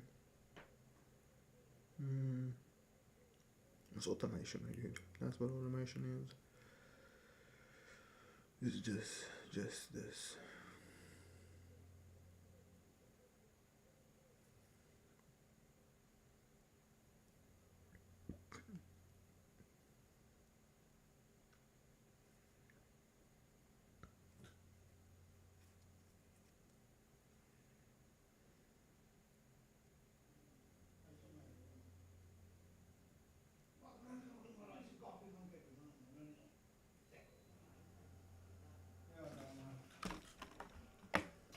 Okay, now we click and we just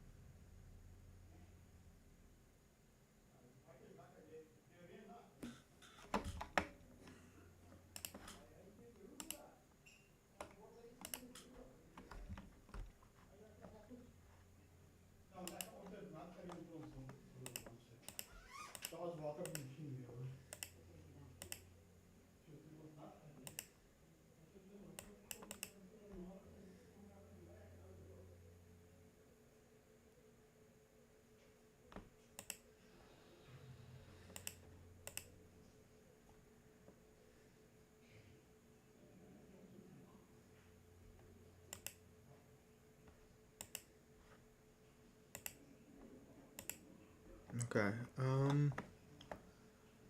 Turns dim blue, pop-over appears. Wait for influence to accumulate top part, turns gold. Converting button. Okay.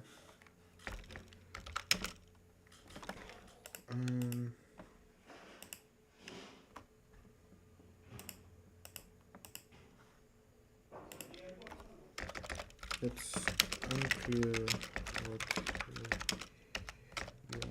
elements mean from user perspective.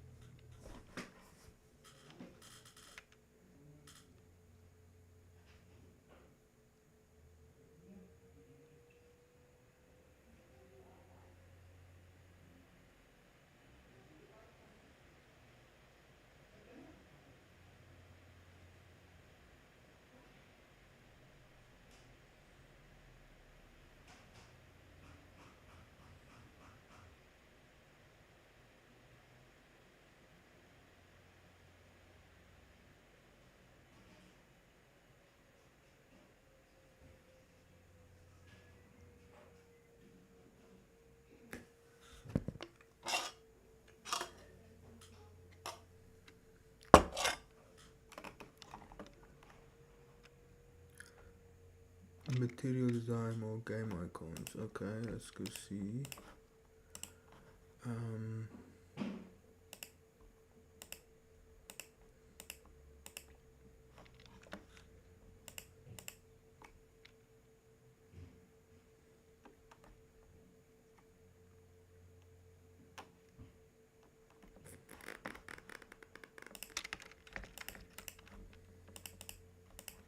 Come on, go online.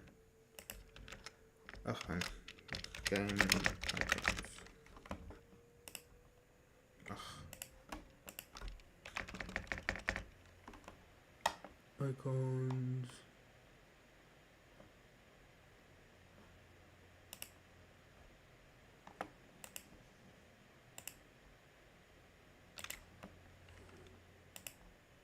Don't need that. Install. This is it. Okay, copy text.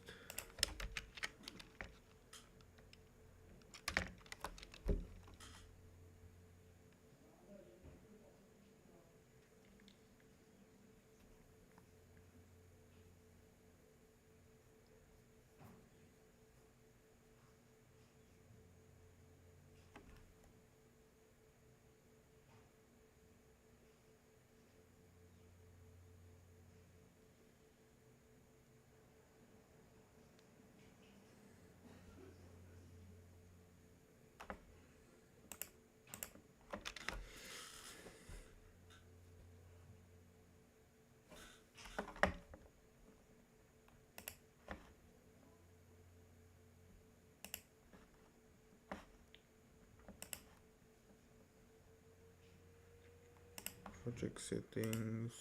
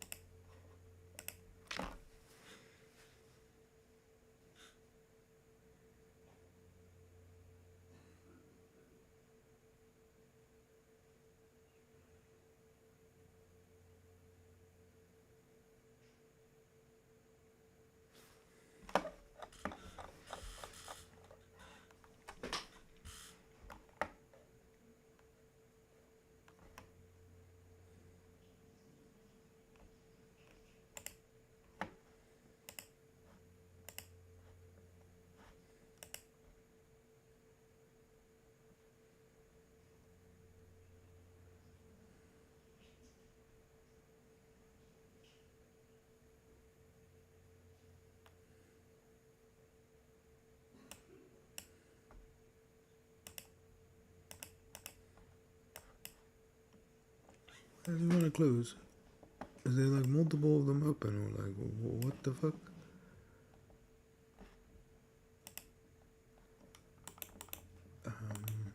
Close. Why doesn't it wanna? What the fuck?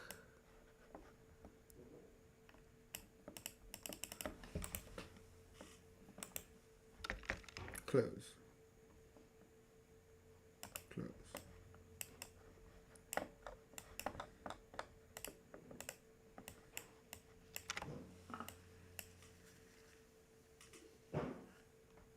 And the icons on the off. And this it out.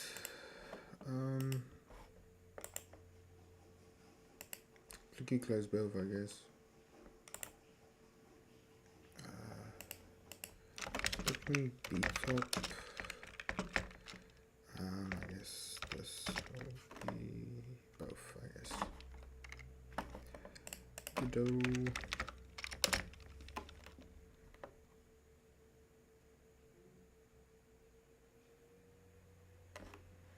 Okay, Godot is glitching out, my man.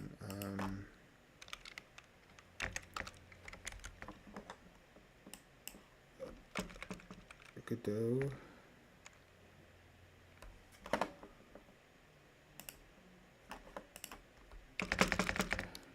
Kill, yes. Godot.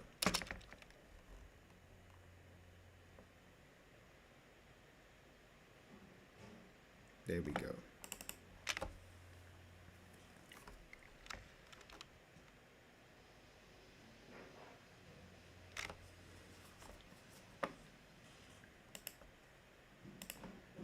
Oh, cool.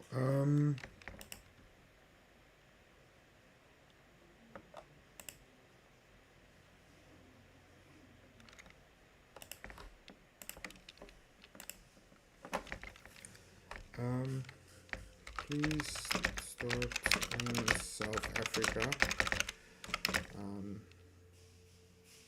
Start in South Africa.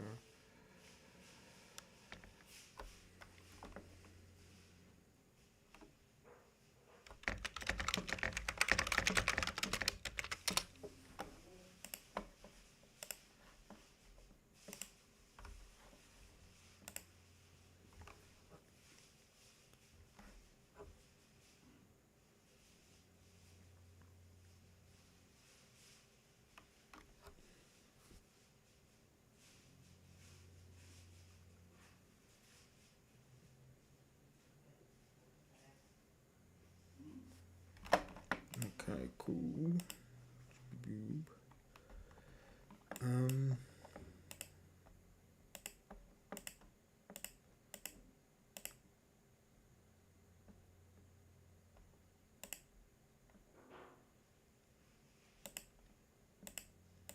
This looks nice, actually.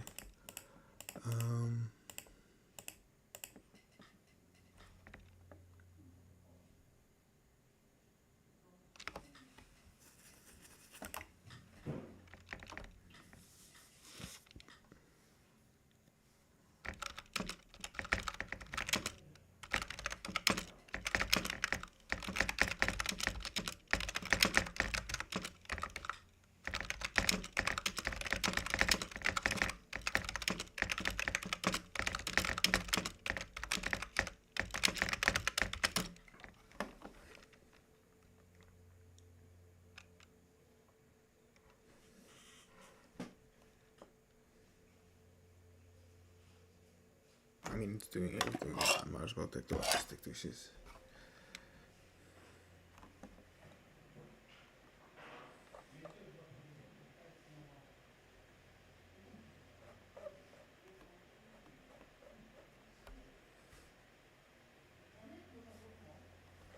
You can, yeah, this thing can just write scripts and stuff that does it, so. Let's create.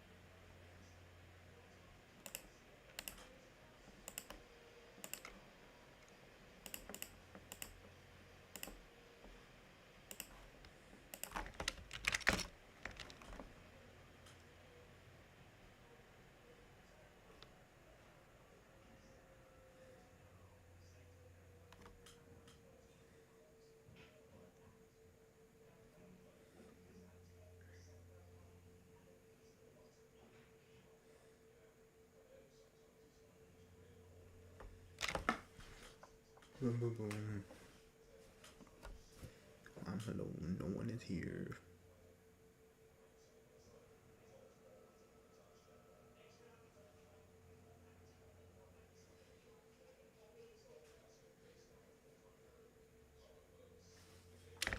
The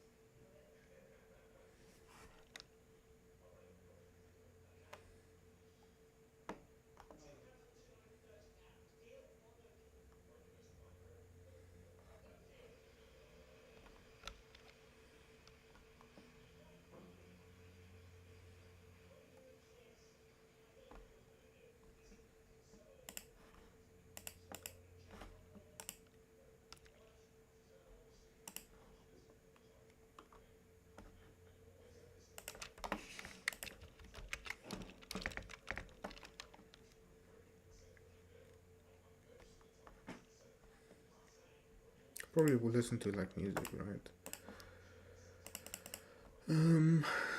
What do we listen to music? I don't have Spotify or anything.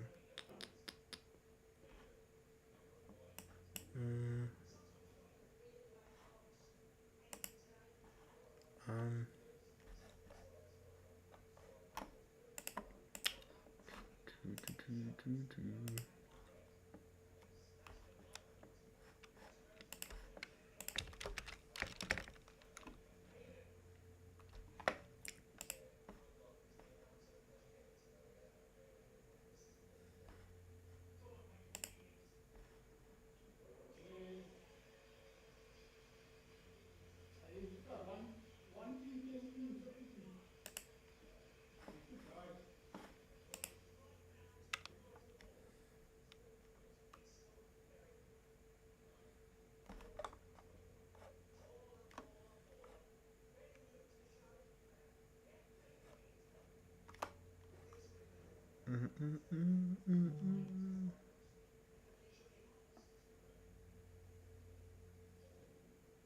Beautiful words.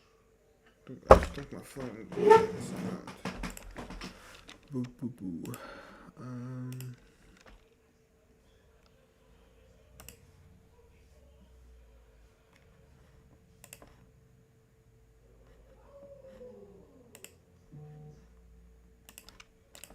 My phone is making noise.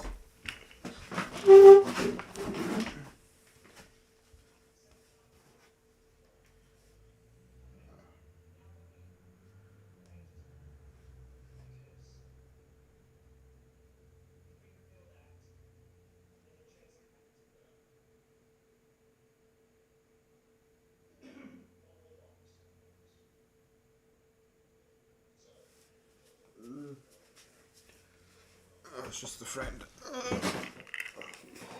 Just need to respond to him.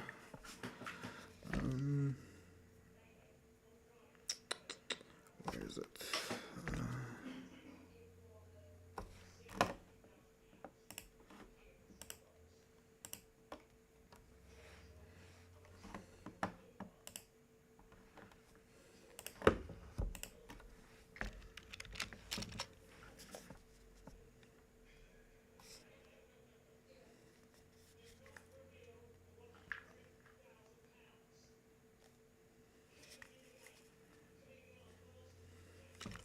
Ugh, god damn it, this fucking... I mean, this is not necessary for coding, this is not necessary.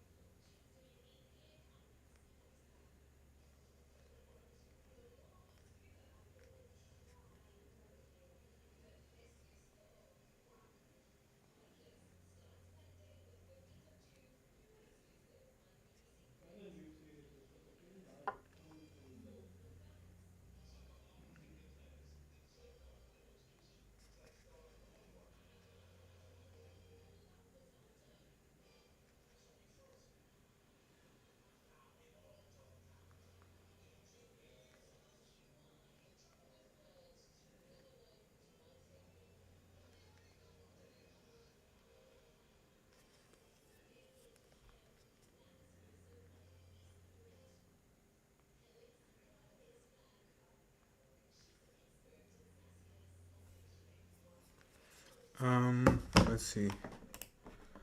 What's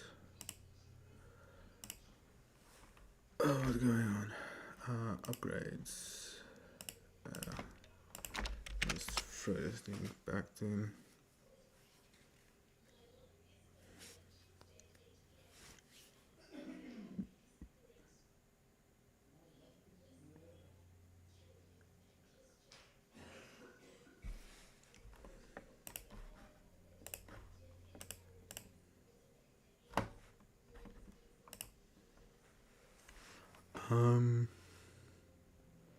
Street preachers. So this is influence, I guess, or no? Okay. Serial speed, followers, secrecy,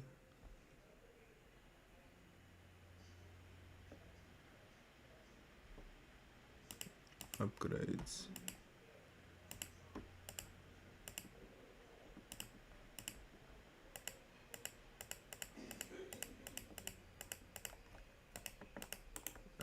I don't see the popover. Upgrades. We're fine. I don't see popover.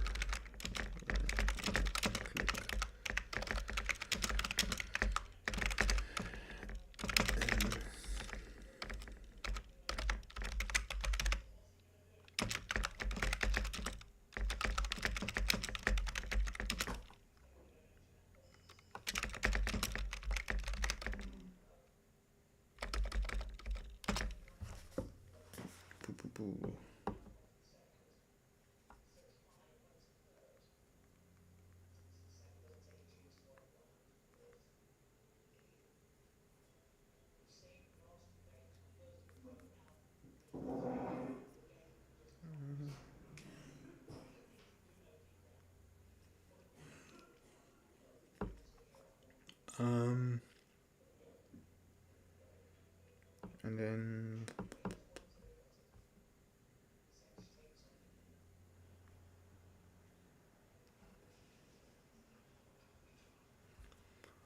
I don't know.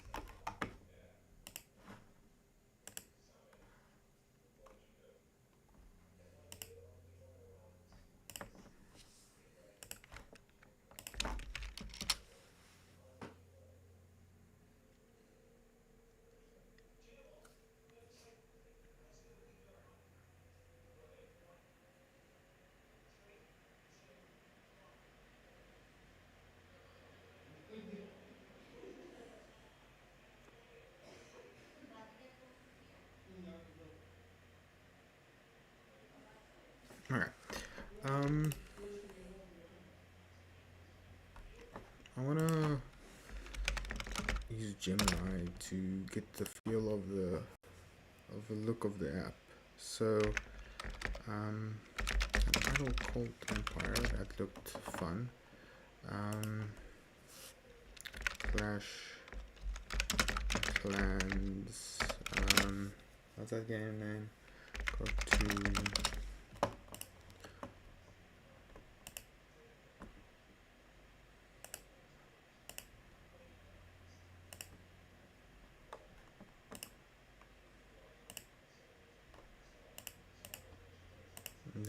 I'm gonna copy this image. So that image.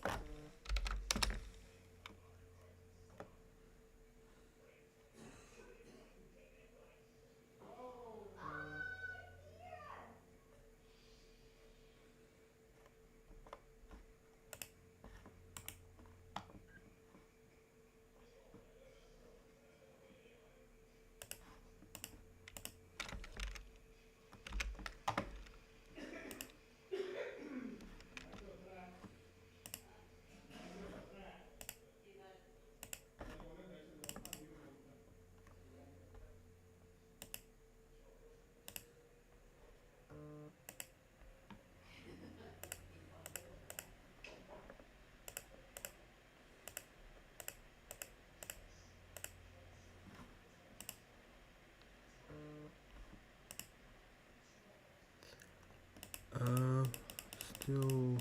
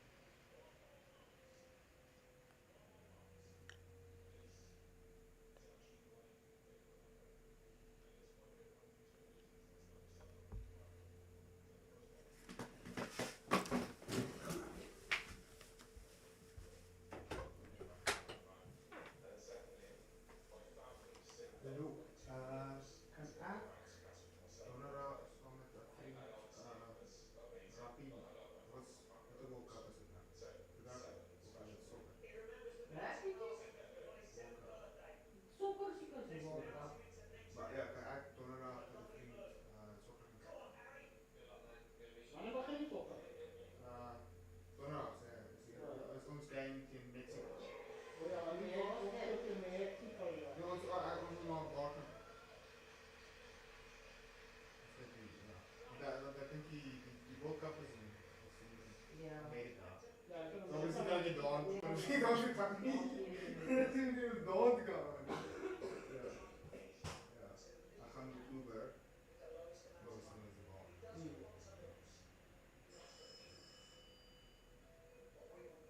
So, dat kan ek. Ben je kwaad gepraat? Kan jy nou oor praat? Ek wil net gaan sokker nie klaar maak van sokker. En wij mag geen fokos krijgen. Wat? Wij mag geen fokos krijgen. O, hy moet eers eet. Nee. Hoe lank is jou vleis nog in? Echt niet. Dat zit niet op.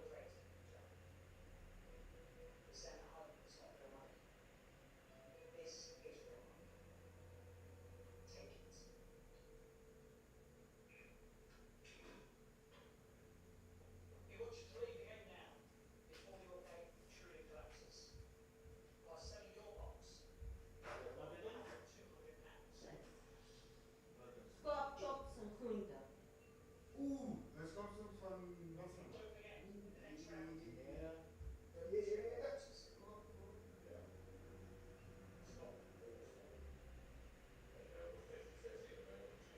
Wat nou, wat nou? Oké, ik slaap er nog even.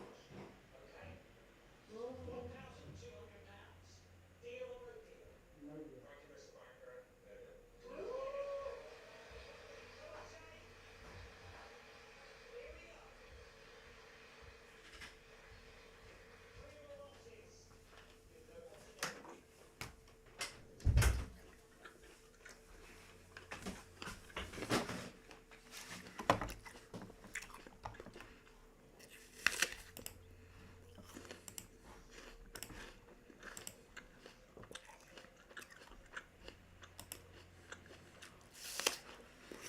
Okay.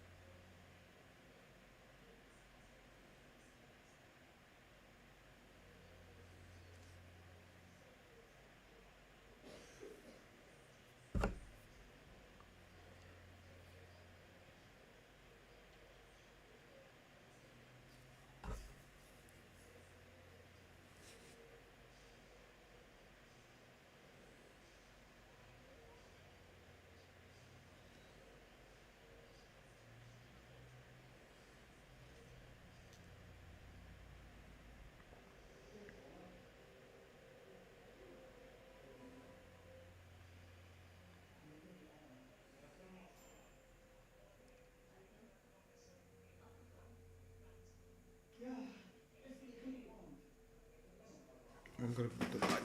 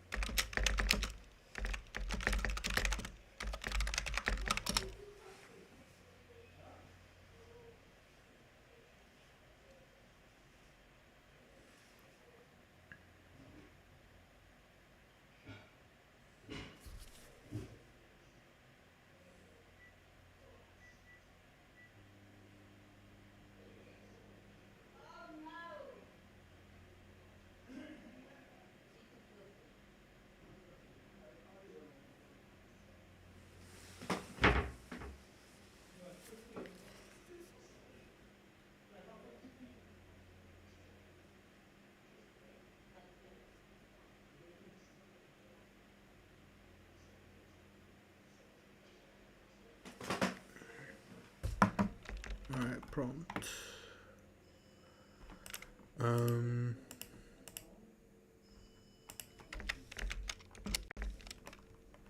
VS Code. I'm just gonna push this thing in.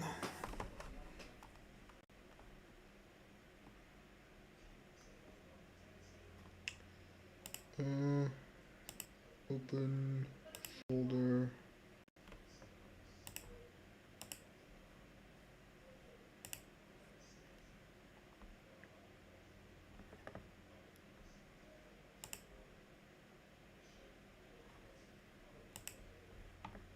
Or where?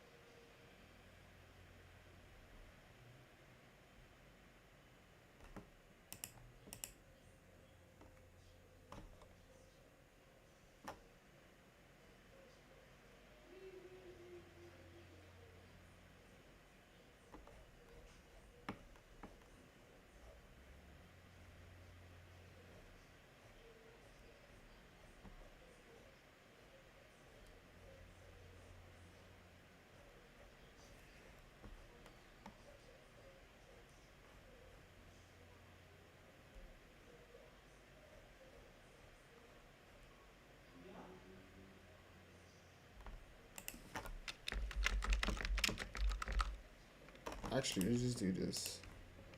I see. Okay.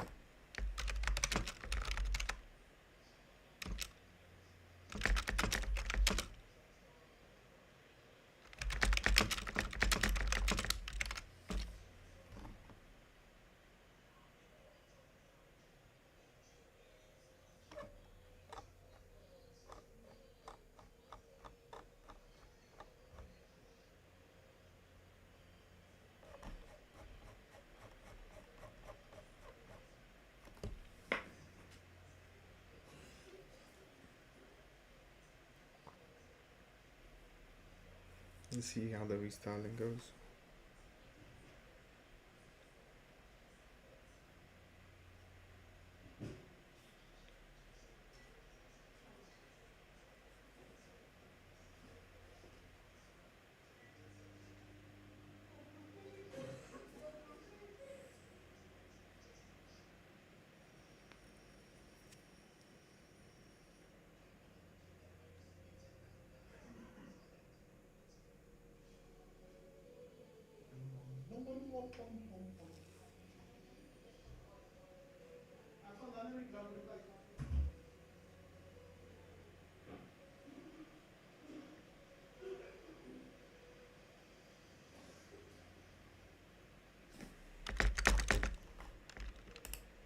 Gonna make a change here. Um,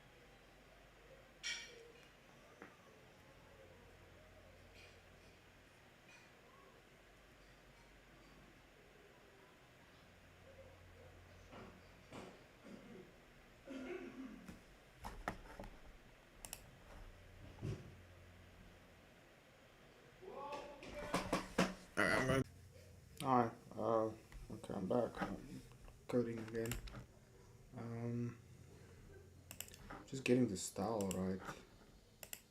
Um,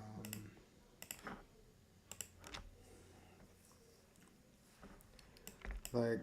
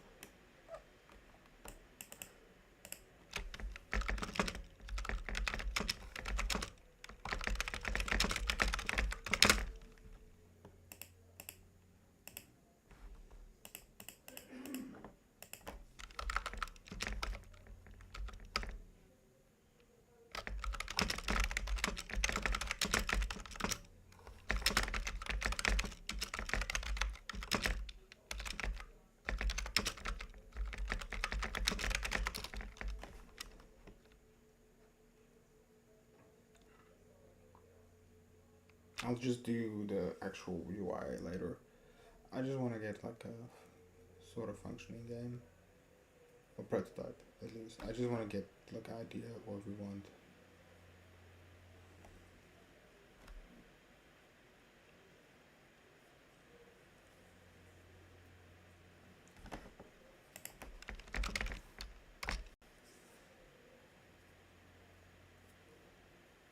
Because the UI is this is basically a UI only.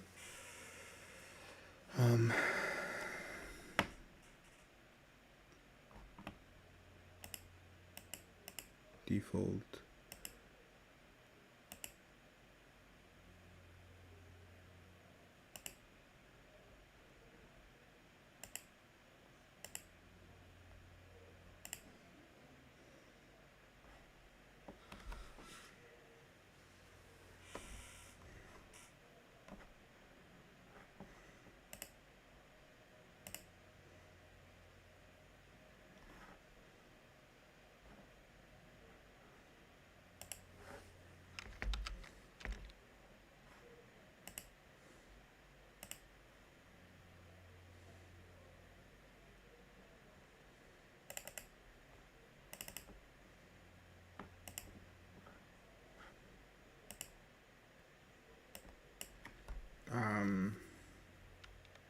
Background.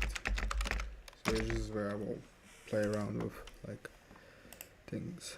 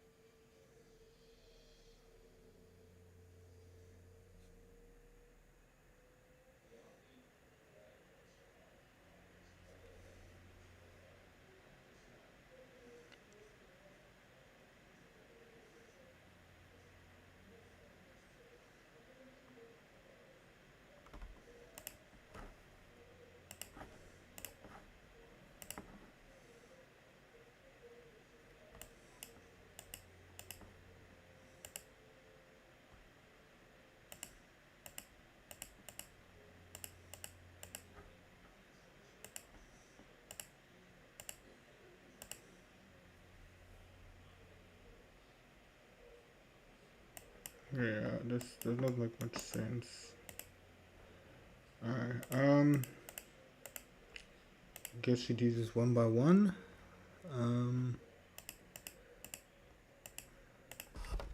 Panning doesn't work. So we're panning.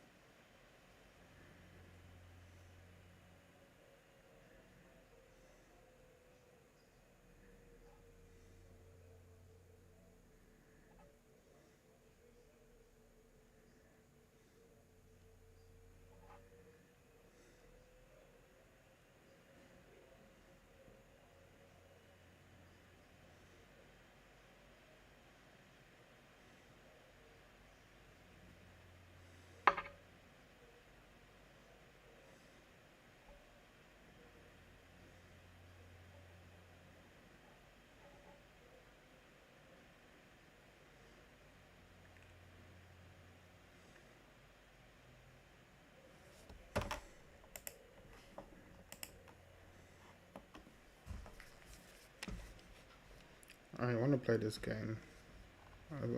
I'm here on the phone now. Idle cult.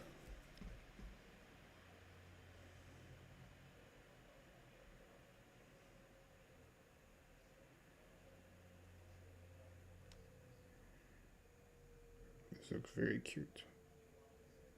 Cult Tycoon.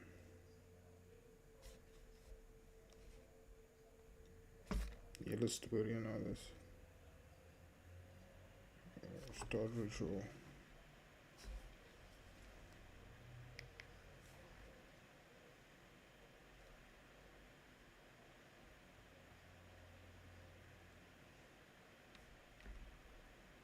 There's a whole fucking movie.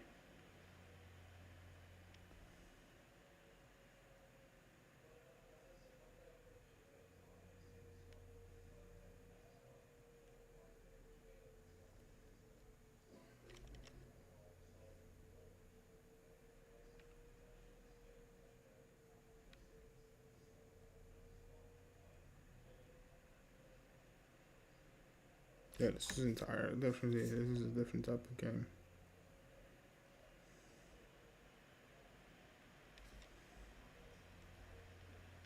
Maybe like Belgium.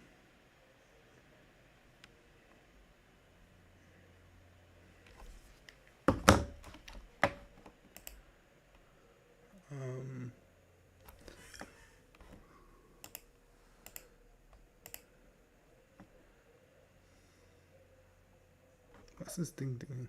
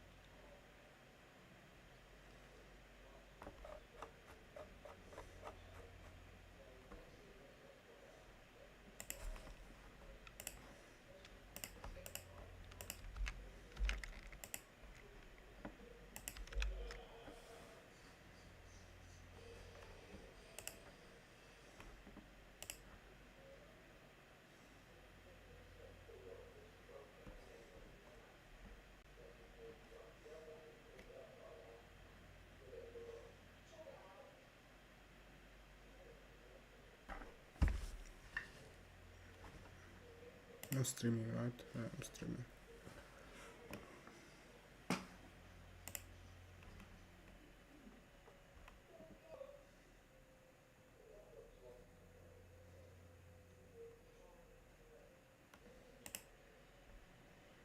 Hmm.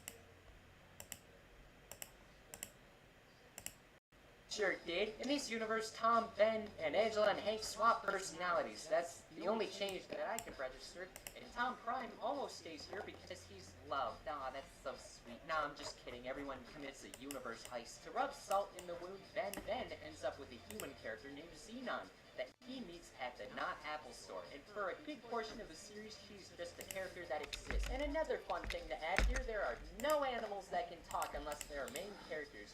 And this I'm interested in because old videos did actually show that this was originally an animal-only universe, but just throw that into the pile of things that we could complain about. There's already a lot. Before the finale happens, I'm going to tell you about this guy, Carl, also known as the CEO. Sometimes he just goes by CEO. This is the wealthiest character in Nowheresville, and following a helicopter crash, Tom and Ben are kind of dickish to him, and this leads to him becoming another powerful enemy by trying to befriend them and destroy their company from the inside. Now in the finale, it's Angela's I'm just gonna birthday, copy and this, but Angela it's spent like 4 crashing the straight hours website for some stressing fucking ice cream and reason. waiting for everyone else to get a cake, but they go to a desert instead of get dessert and take the world's largest candy bar from an abandoned building. In the most Disney Channel original movie way possible, Angela says she likes the other cartoon cat. Everyone else returns, he then fails to snitch as he overdoses on ice cream, and then Angela does too. This is like the 4th blackout of this season. In this second part, Angela and Ben mutually agree unveiling Angela's secret would be harmful to them both, and Ben decides he's gonna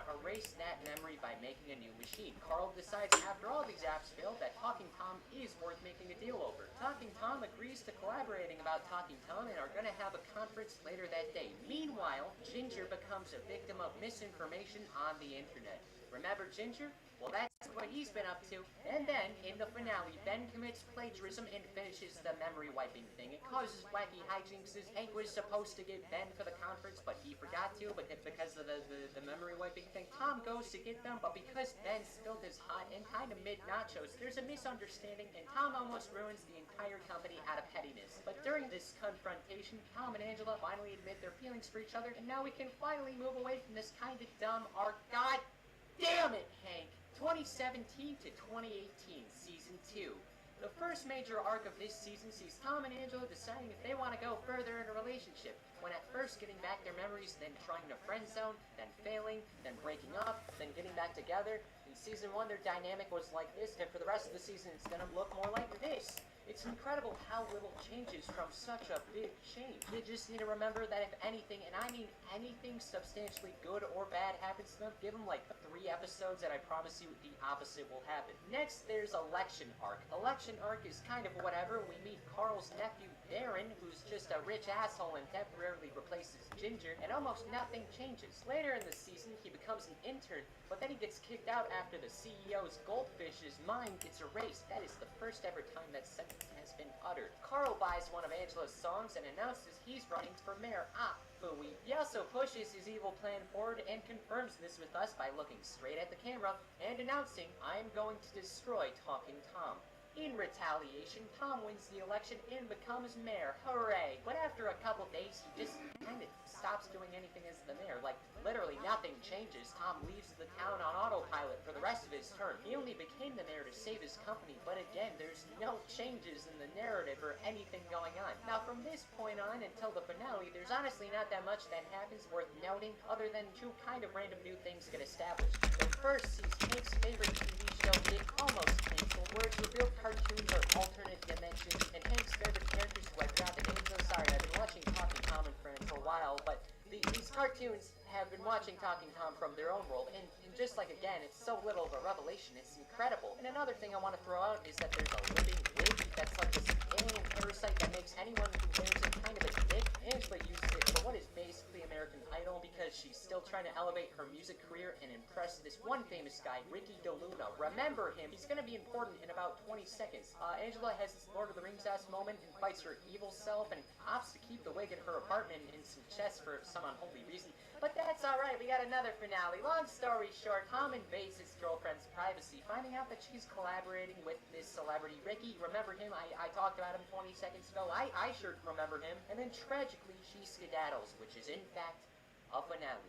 2018, Season 3. Holy shit. Ricky DeLuna is a furry. He's trying to steal Angela from Tom. Like, this is actually a big deal for some reason. Damn, things are getting kind of intense. Is this the end of the love life of these cartoon cats that we all know and love? No. No, it's not. He fails and joins the ever-increasing Talking Tom Rogues gallery.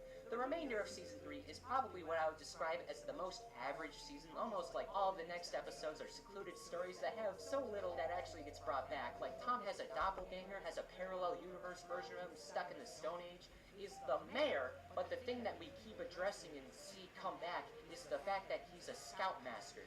And with every other episode, it just becomes a formula of one character wants or does something, everyone else tries to help them or face the consequences or whatever that the character does. Some crazy stuff happens, straight back to the norm right after that. Hold on, guys. Hold on, guys. I put on this voice sometimes, but it hurts my throat. I gotta hold on. Hey, bartender guy, could I get a drink? Specifically some dragon fruit punch flavored gamer subs? Thank you. Now, to be frank, I've joked about watching every episode of relatively well-known CGI children's cartoons with several seasons in the past, but like, I actually watched every episode of this show out of curiosity, and to be fair, I pulled an all-nighter watching this season specifically. I probably forgot some important things, and that's my bad.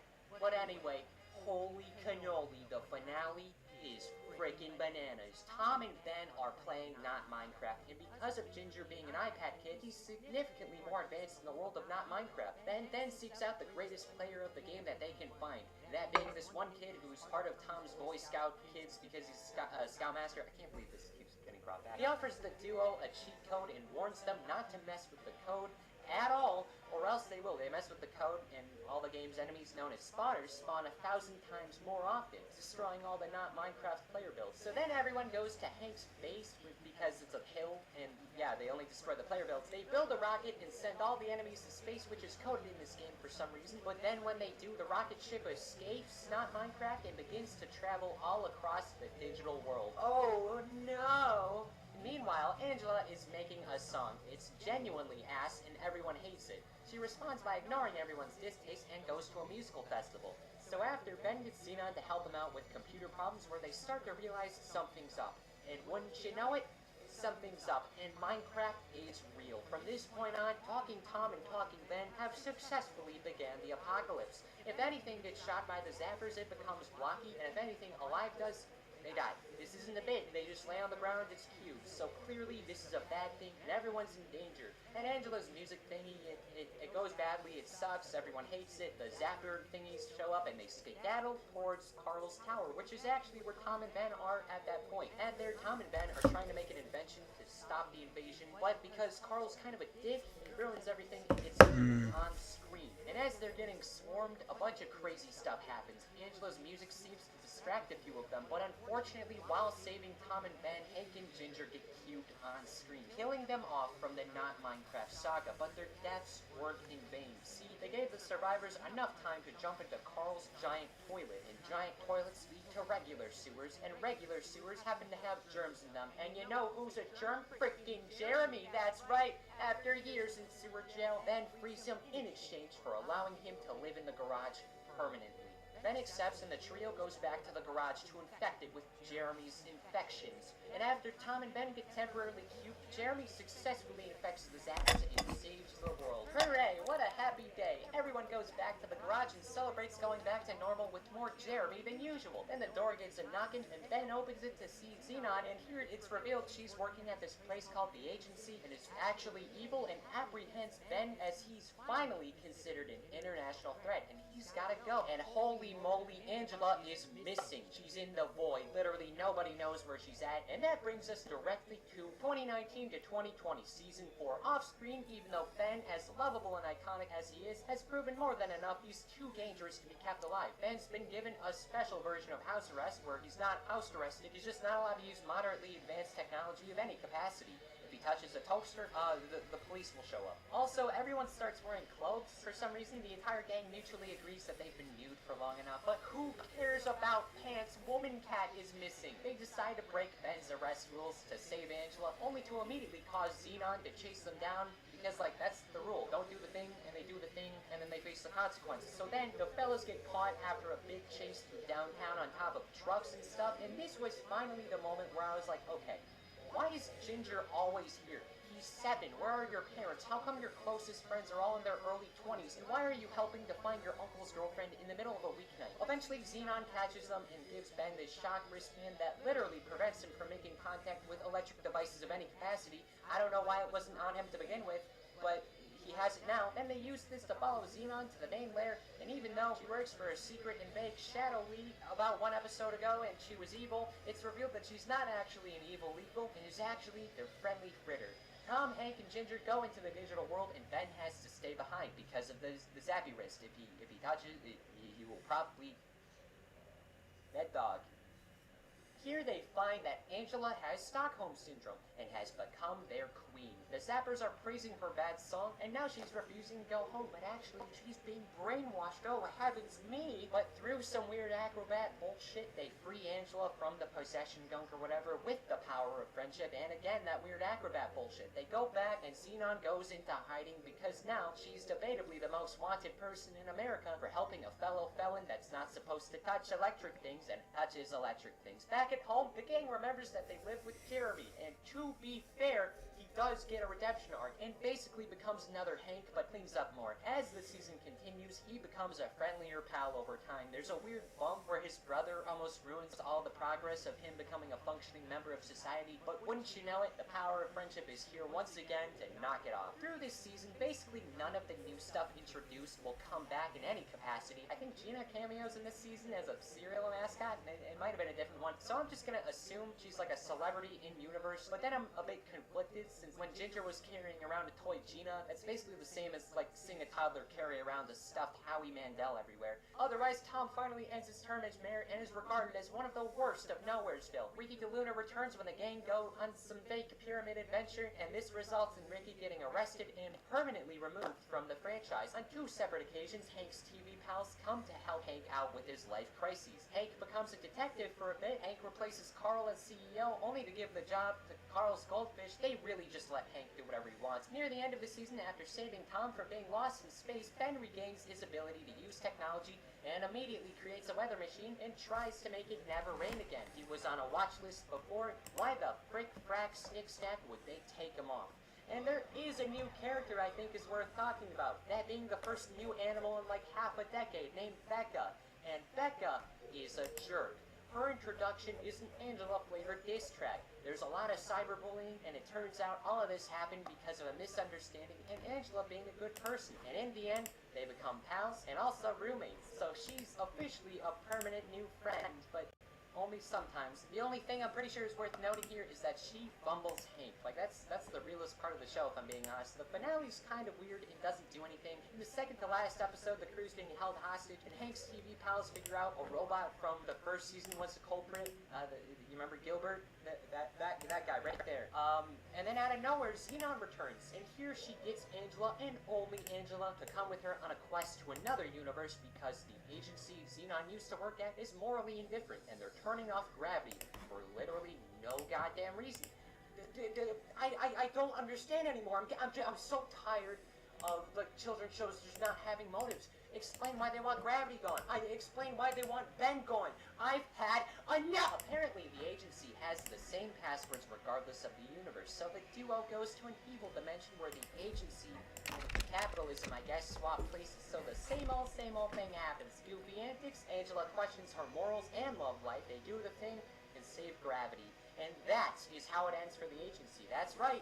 The agency will not return. Xenon will not return. Hell, Jeremy becomes a background character from this point on. I told you, Season 4 is nothing. Now, normally, I would be pretty bummed out if a bunch of stuff in a major semi-overarching story just kind of stopped mattering out of nowhere, but actually, no. I'm a really big fan of Season 5 from 2020 to 2021 just because it's the best accumulation of everything we've seen so far, forced together and put on crack. Guys, literally all possibilities get on the table for this feast of nonsense, and oh me oh my, it's glorious. First of all, new animal friend, Roy. Roy is a very special character because he's literally perfect in all regards. Everyone loves him, except Tom.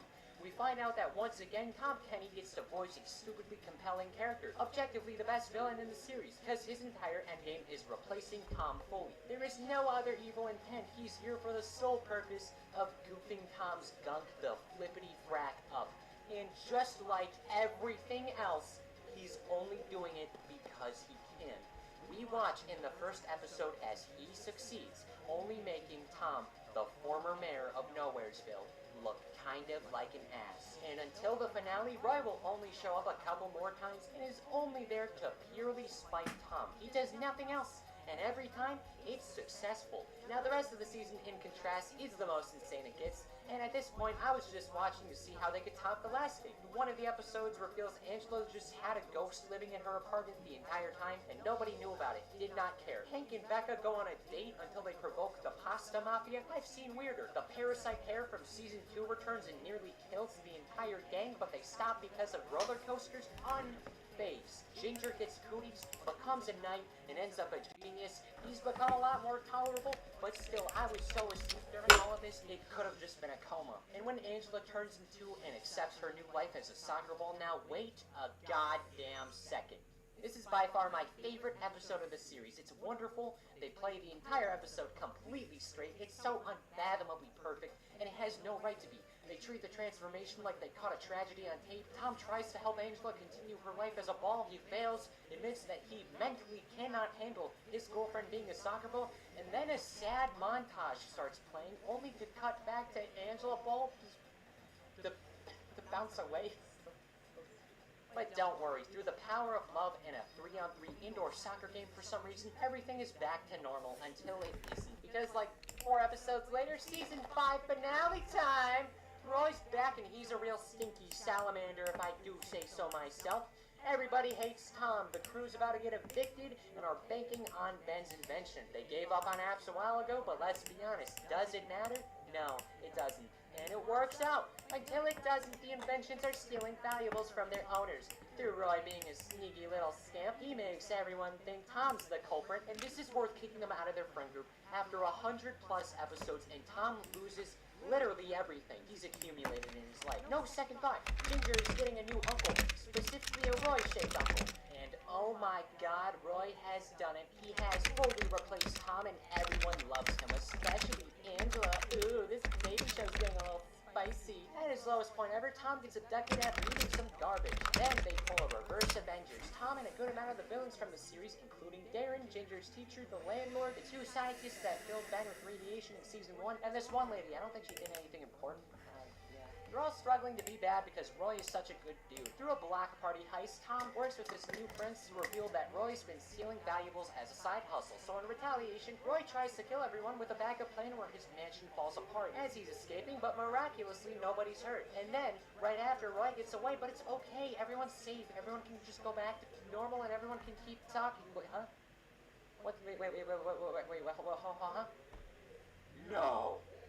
Roy's house collapsing caused the garage to fall apart. Ah shit, Tom, Hank, and Jeremy are officially homeless, and all their stuff is gone in this wild cliffhanger, and let me tell you, things only go up from here. The story took so long to get intense, but here we are, starting at season 6, episode 1, we get to watch Talking Tom better than you could ever imagine. Season 6 never came out, the show got canceled.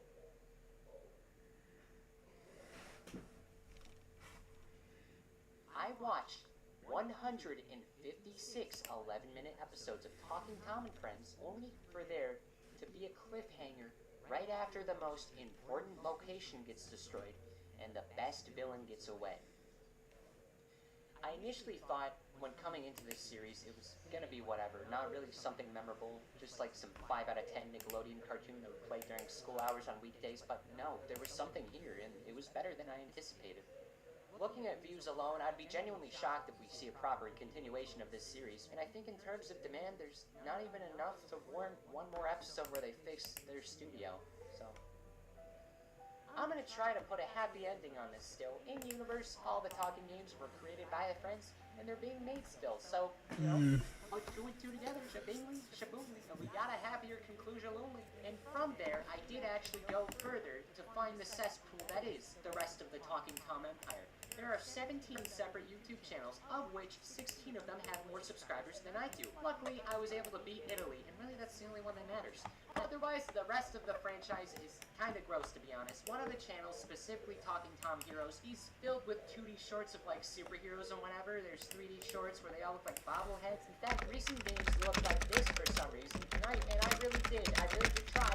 None of it's canon. I don't care, and neither should you. At most, parallel universe. Okay, that makes sense. I'm not budging on this.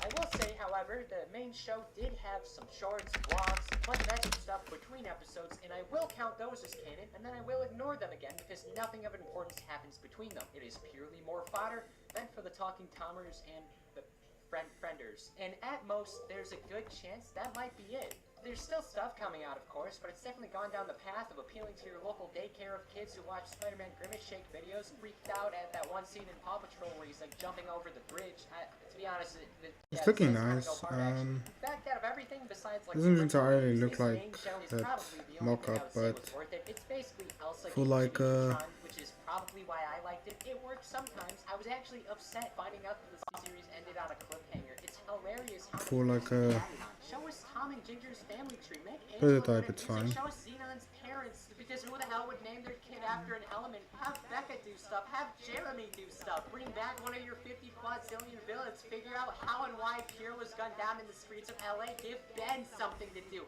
For the entire series, he's been living with his mom. How do you simultaneously have all these characters and yet so little at the same time? Hell, I would make and write another season, but I'm not being paid, so I'm not gonna. And if there's any diehard fans who are ready to burn me at stake for saying something about Talking Tom, for neglecting it, or just having my stance on this, or for getting something like Talking Tom carded for the fact that Hank made a sandwich that crashed the stock market, I lied about that, but that's probably true. If you want to argue with the story that I mashed together, I don't have time to argue with you, Talking Tom fans, because I'll be too busy playing outside, eating vegetables, and with your mother. So that's gonna do it, fellas. It's been a pleasure. If you're new or haven't been here in a while, there's plenty more of these ramblings and videos of it.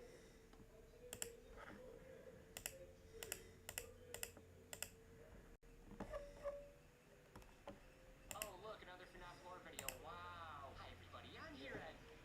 Well, you ever see any of the Saw movies?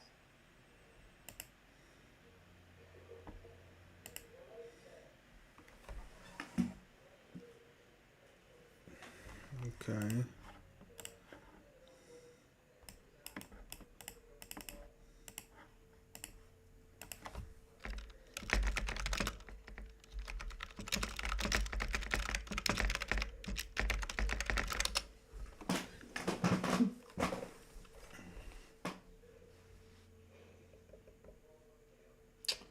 Yeah, so this game is mostly just UI.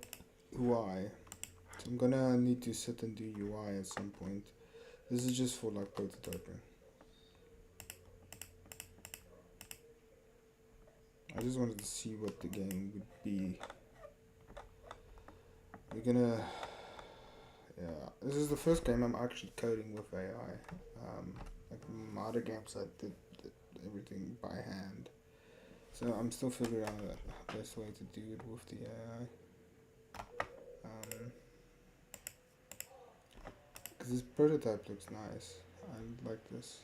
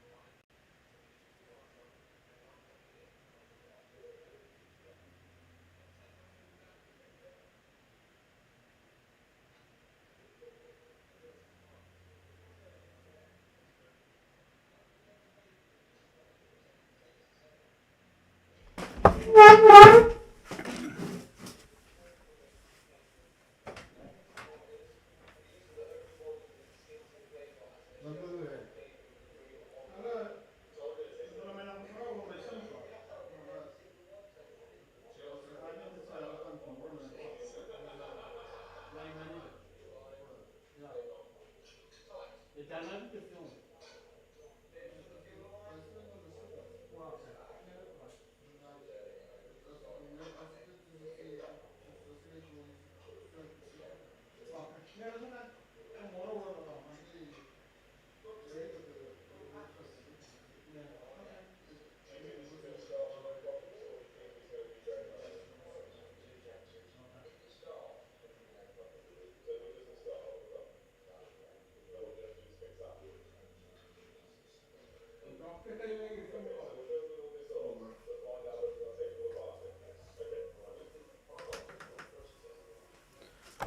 Okay.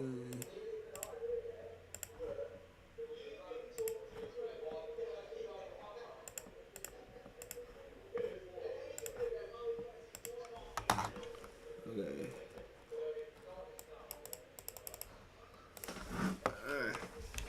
Um.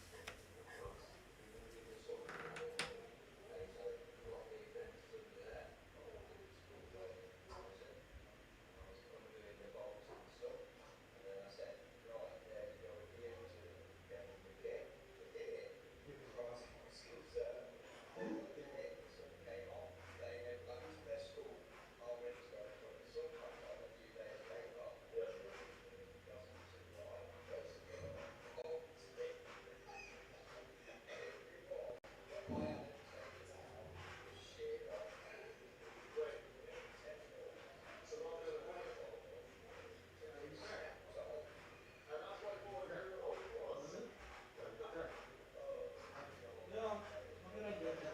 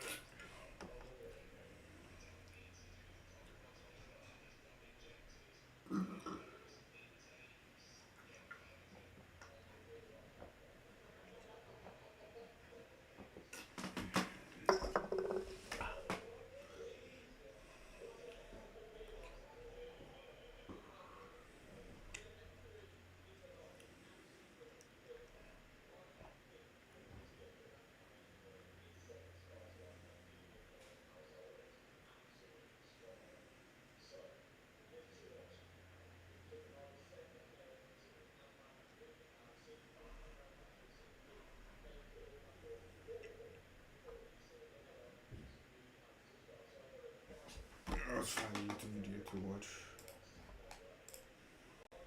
Tonight I just want to get the vibe of the thing, and tomorrow I'll like think about better ways of doing things.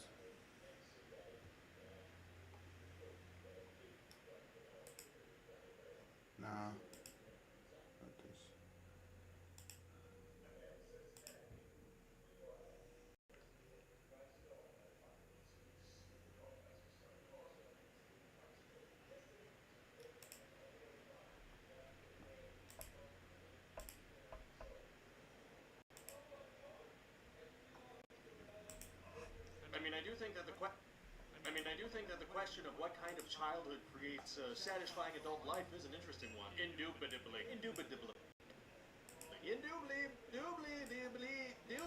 Oh, do you concur? Well, yeah.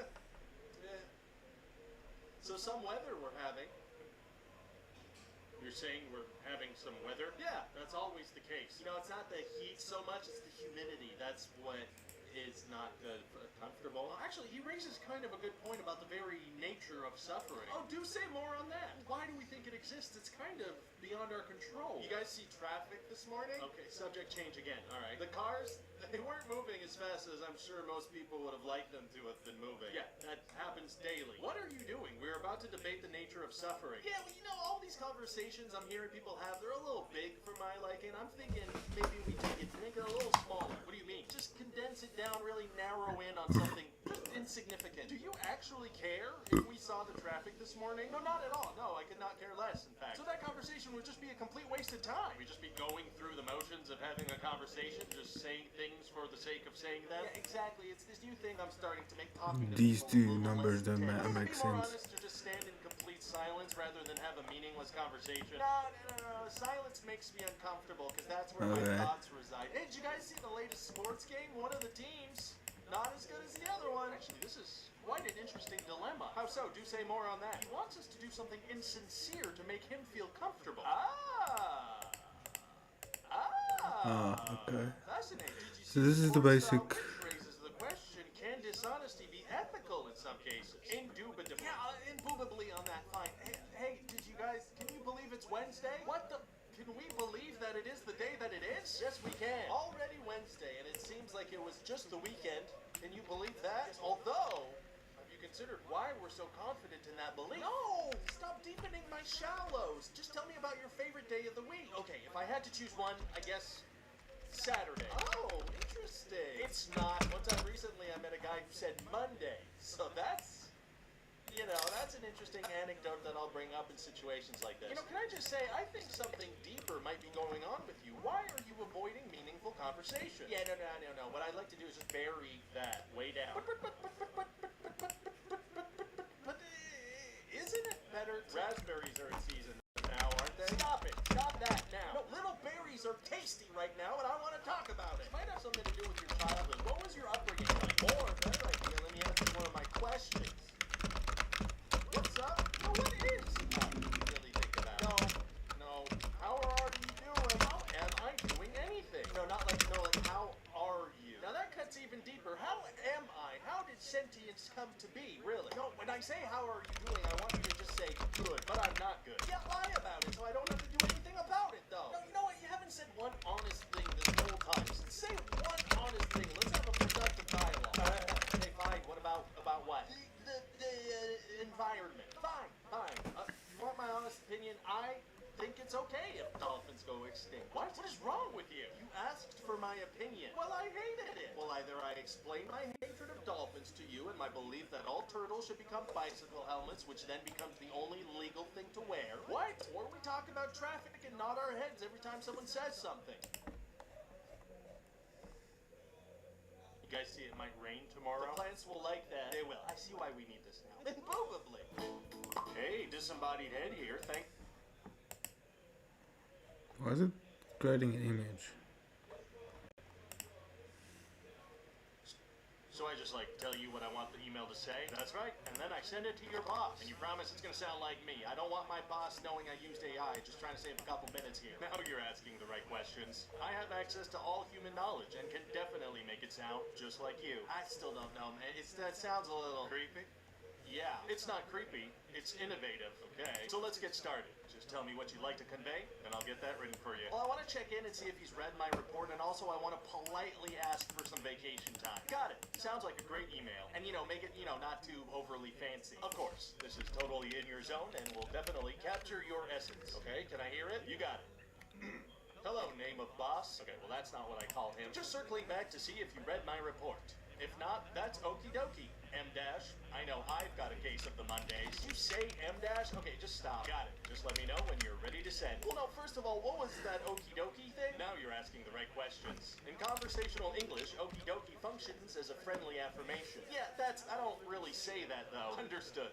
Let's go ahead and switch that okie dokie for a Roger Dodger. Now just don't try anything like that. Okie dokie. Thank you. Go on. I also wanted to touch base real quick. That's fine. Because I'm thinking of taking a little vacay next week. Woo-wee. No! And why did you just assume it's for next week? It's not. If that's okay with you, Papa needs some me time. Margaritas, anyone? What is in your training set? None of that is usable. Now you're asking the right questions. My response is based on trillions of data points. Just start a new one, okay? Make it sound natural. You got it. Thank you. I went ahead and sent that first one for you. Now let's get started on the new one. What? Oh my god, no! Can you unsend? You're thinking about this exactly the right way. And here's the real, no-nonsense response. No. God, okay, well, let's quickly send a follow-up so he doesn't think I'm insane. A follow-up email is a fantastic idea. What would you like it to say? Just something like, I don't know, my nephew accidentally installed a virus and that sent that last email. Now you're thinking the right thoughts. Let's get started. And make it a bit more formal, a bit more professional. You got it.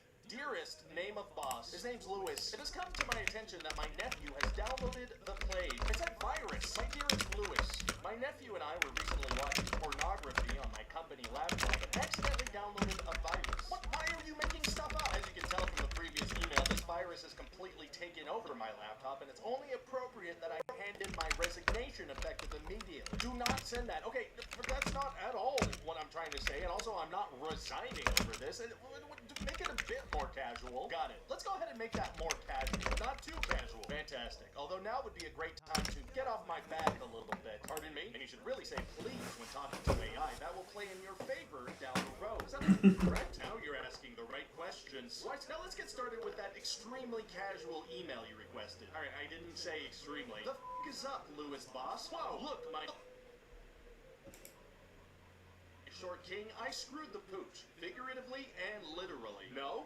Sent an email I didn't mean to send. Honestly, I'm just laying tits out in front of my company laptop, eating a big fat hamburger, and I slop some barbecue sauce on the keyboard. You cannot send that. Got it. What would you like me to tweak? You know, I feel like in the time it's taking me to correct your responses, I could have just written this email myself. Actually, on average, it takes you 1 hour to write a 5-word email. This is true. Would you just like me to write the email that is statistically most likely to get you vacation time? Can you do that? Can you actually do that? I'm super intelligent. All you have to do is ask, and there's no catch here. What would the email say? Apologies for that last email. When you have a free moment, I'd like to discuss vacation time. Let me know. Okay.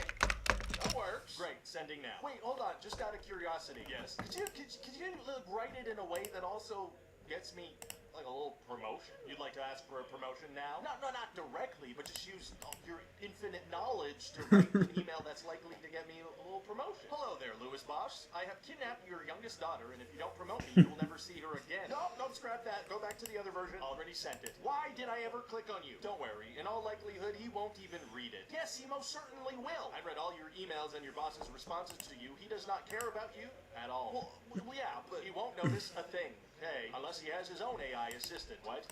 All right, AI assistants, tell me about my inbox of emails. It's mostly marketing emails and one threatening email from an employee who seems to be eating barbecue sauce in the nude. Huh.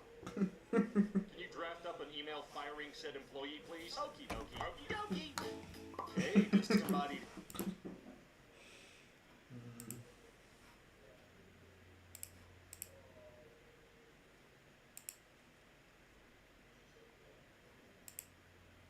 This video is sponsored by NordVPN. More about them at the end of the sketch.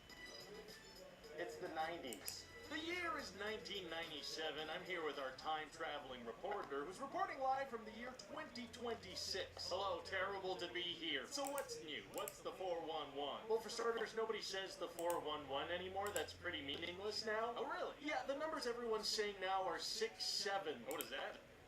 I don't think anyone knows, so why are people saying it? I don't think anyone knows. Please, can you fix the time machine and send me back home? It's so dumb in the future. Well, you'll be pleased to know that our time machine is back on. What? Let me finish. Back on display at the Smithsonian Gallery of Objects that are likely unfixable. I went with my grandma recently. She hated it. So what's new in the future? Maybe give us something positive for once? Well, I did just make $200 on something called a prediction market. Oh, tell us more. It's these websites where you bet on whether something will happen, and if it does, you get money. It's basically gambling, but on the internet. Oh, I love gambling. I do it every day, all the time, even when I don't want to. Right, but with these, you're not allowed to call it gambling, because online gambling's illegal in a lot of places. So what do they call it instead? Well, the two biggest companies are called Kalshi and Polymarket, and they describe it as, designated financial markets for trading event-based contracts. Okay, can you put it in terms our viewers will understand? Yeah, it's like, you know that commercial from the 90s, it's not delivery, it's DiGiorno. Right, so it's not gambling, it's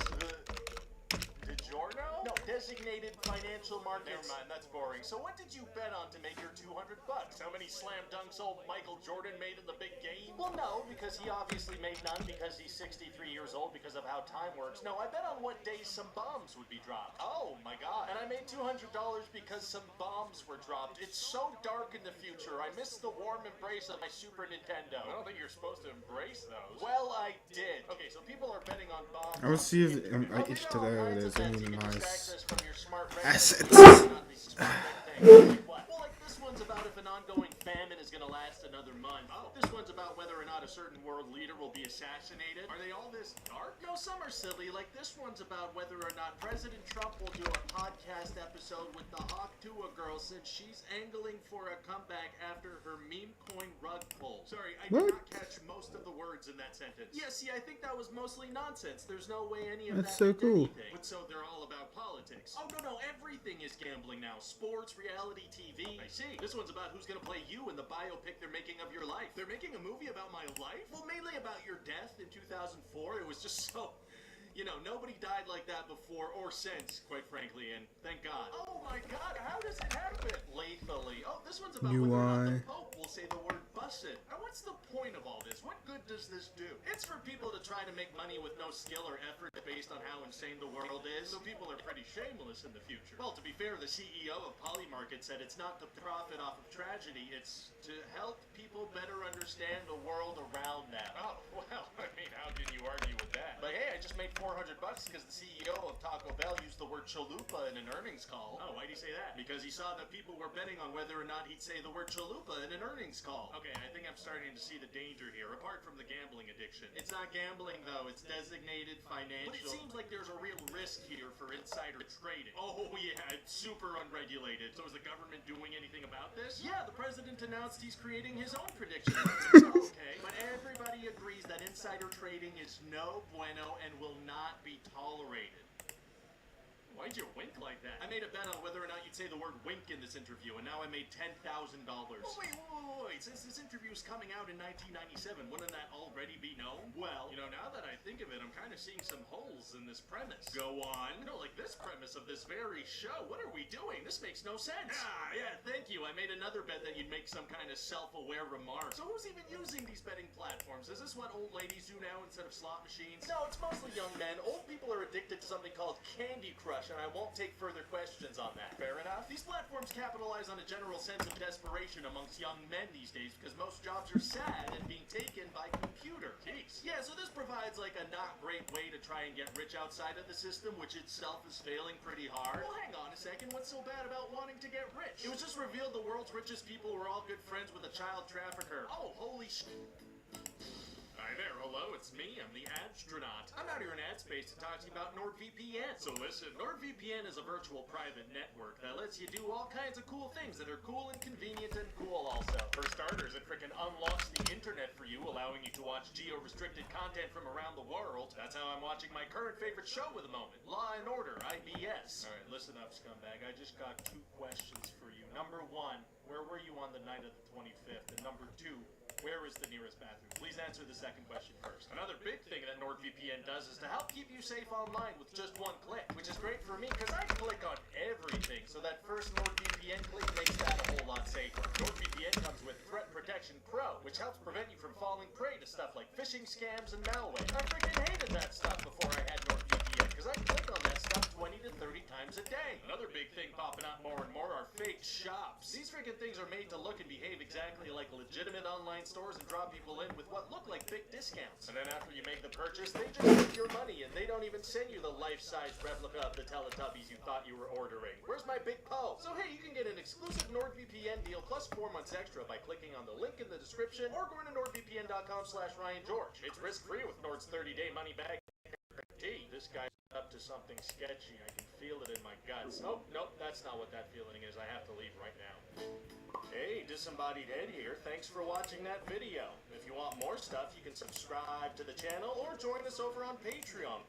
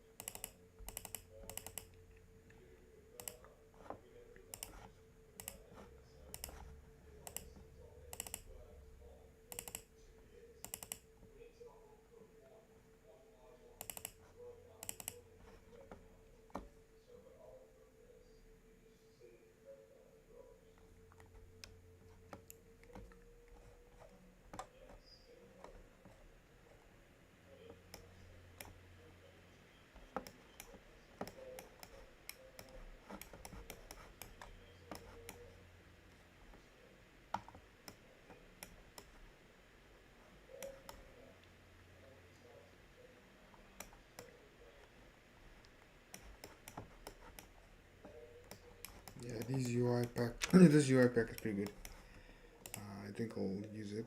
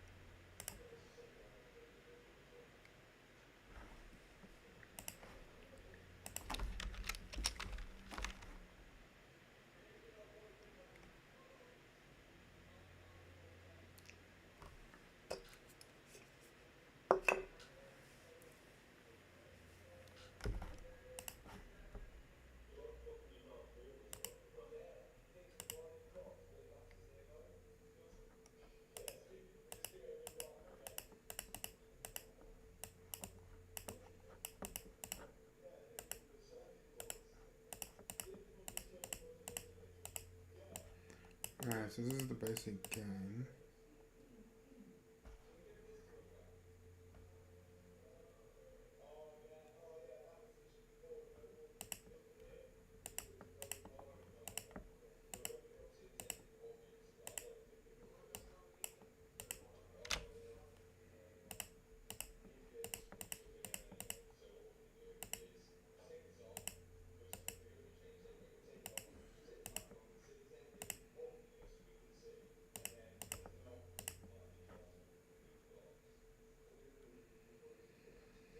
Okay.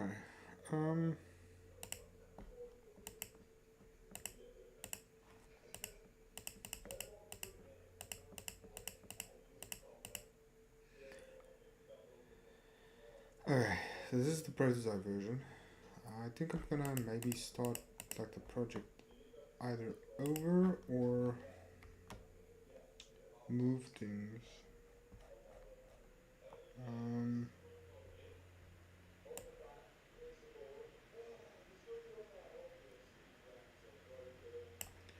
But before we do that, I want to actually work on the prototype. So, since these are anyways PNGs, I'm just gonna use this app. So, first thing we want to do is get the Gemini.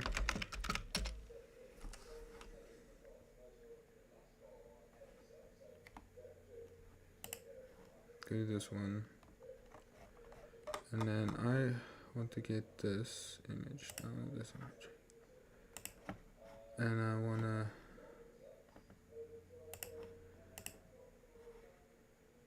actually download to workspace 2D Jam.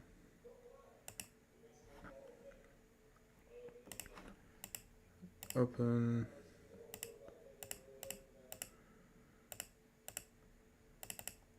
There we go. So I want to get this in game.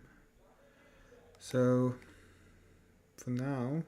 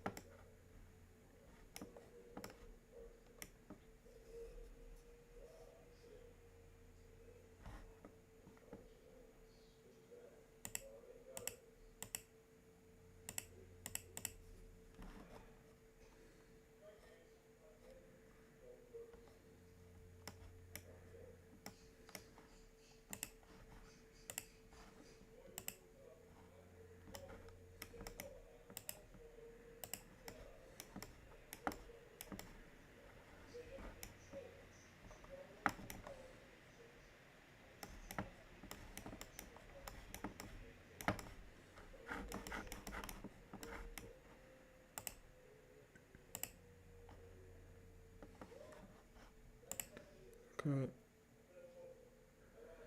So open.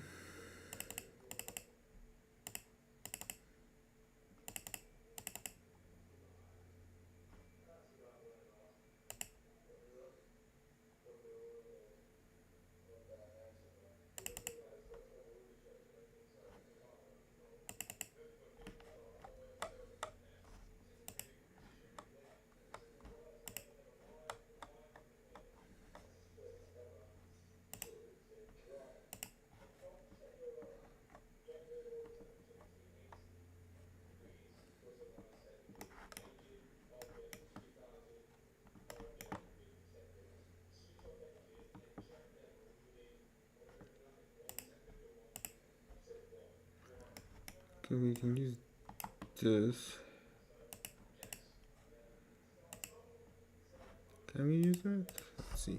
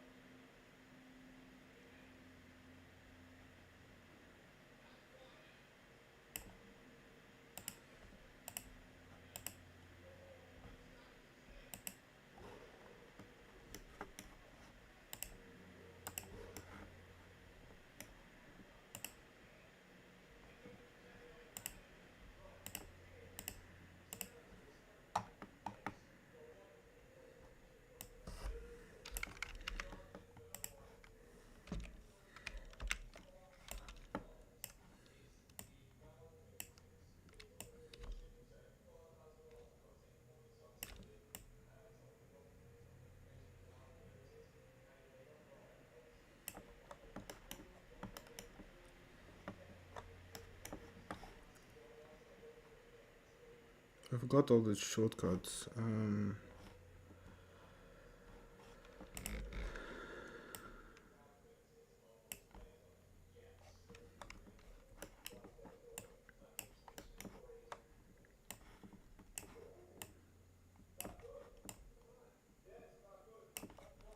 Right. And then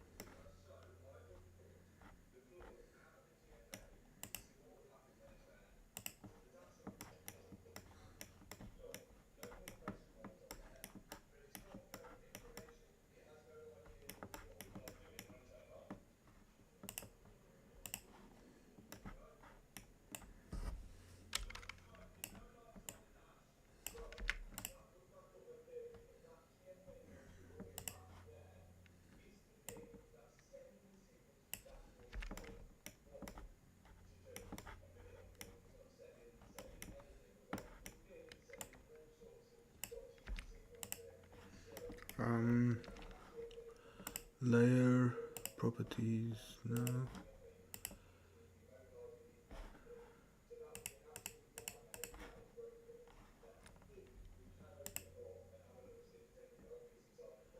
It's been a while since I should use this. Timeline. Oh yeah, there we go. So new layer, paste.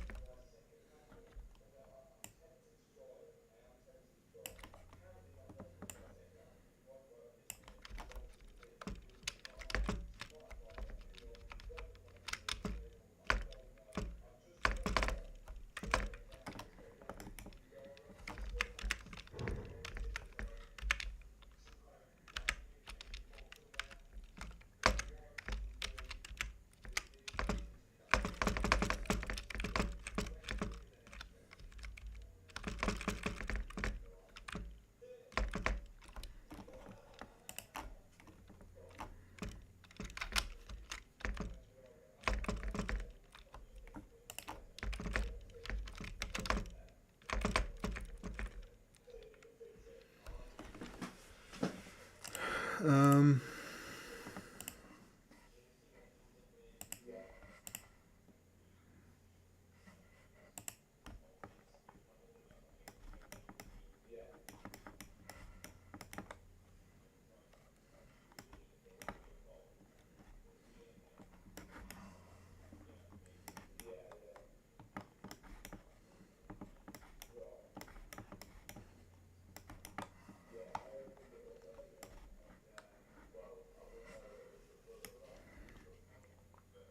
so this could be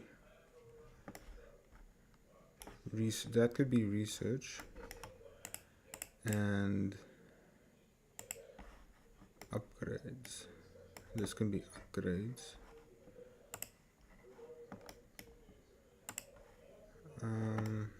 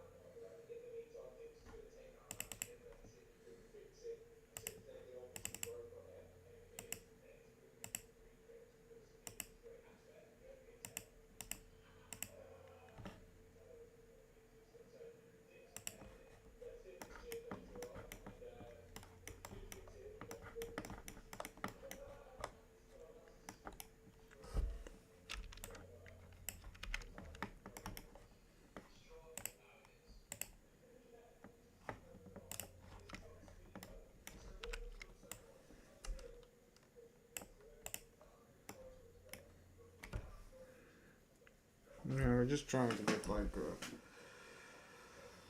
a base.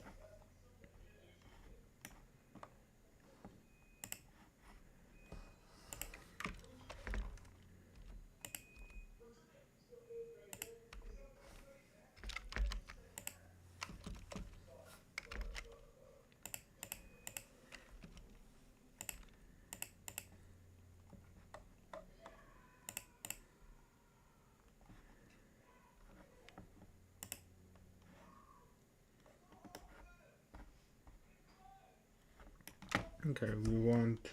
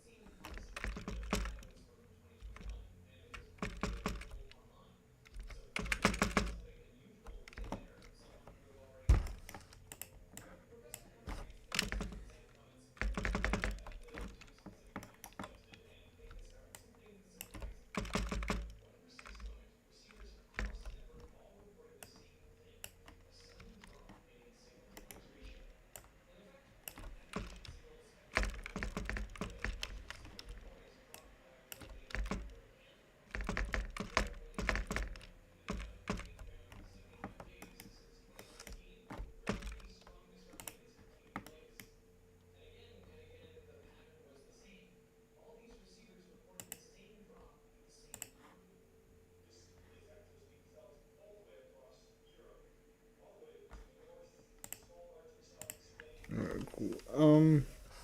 Yeah, so this is the general vibe of the UI. This cartoony look I really like.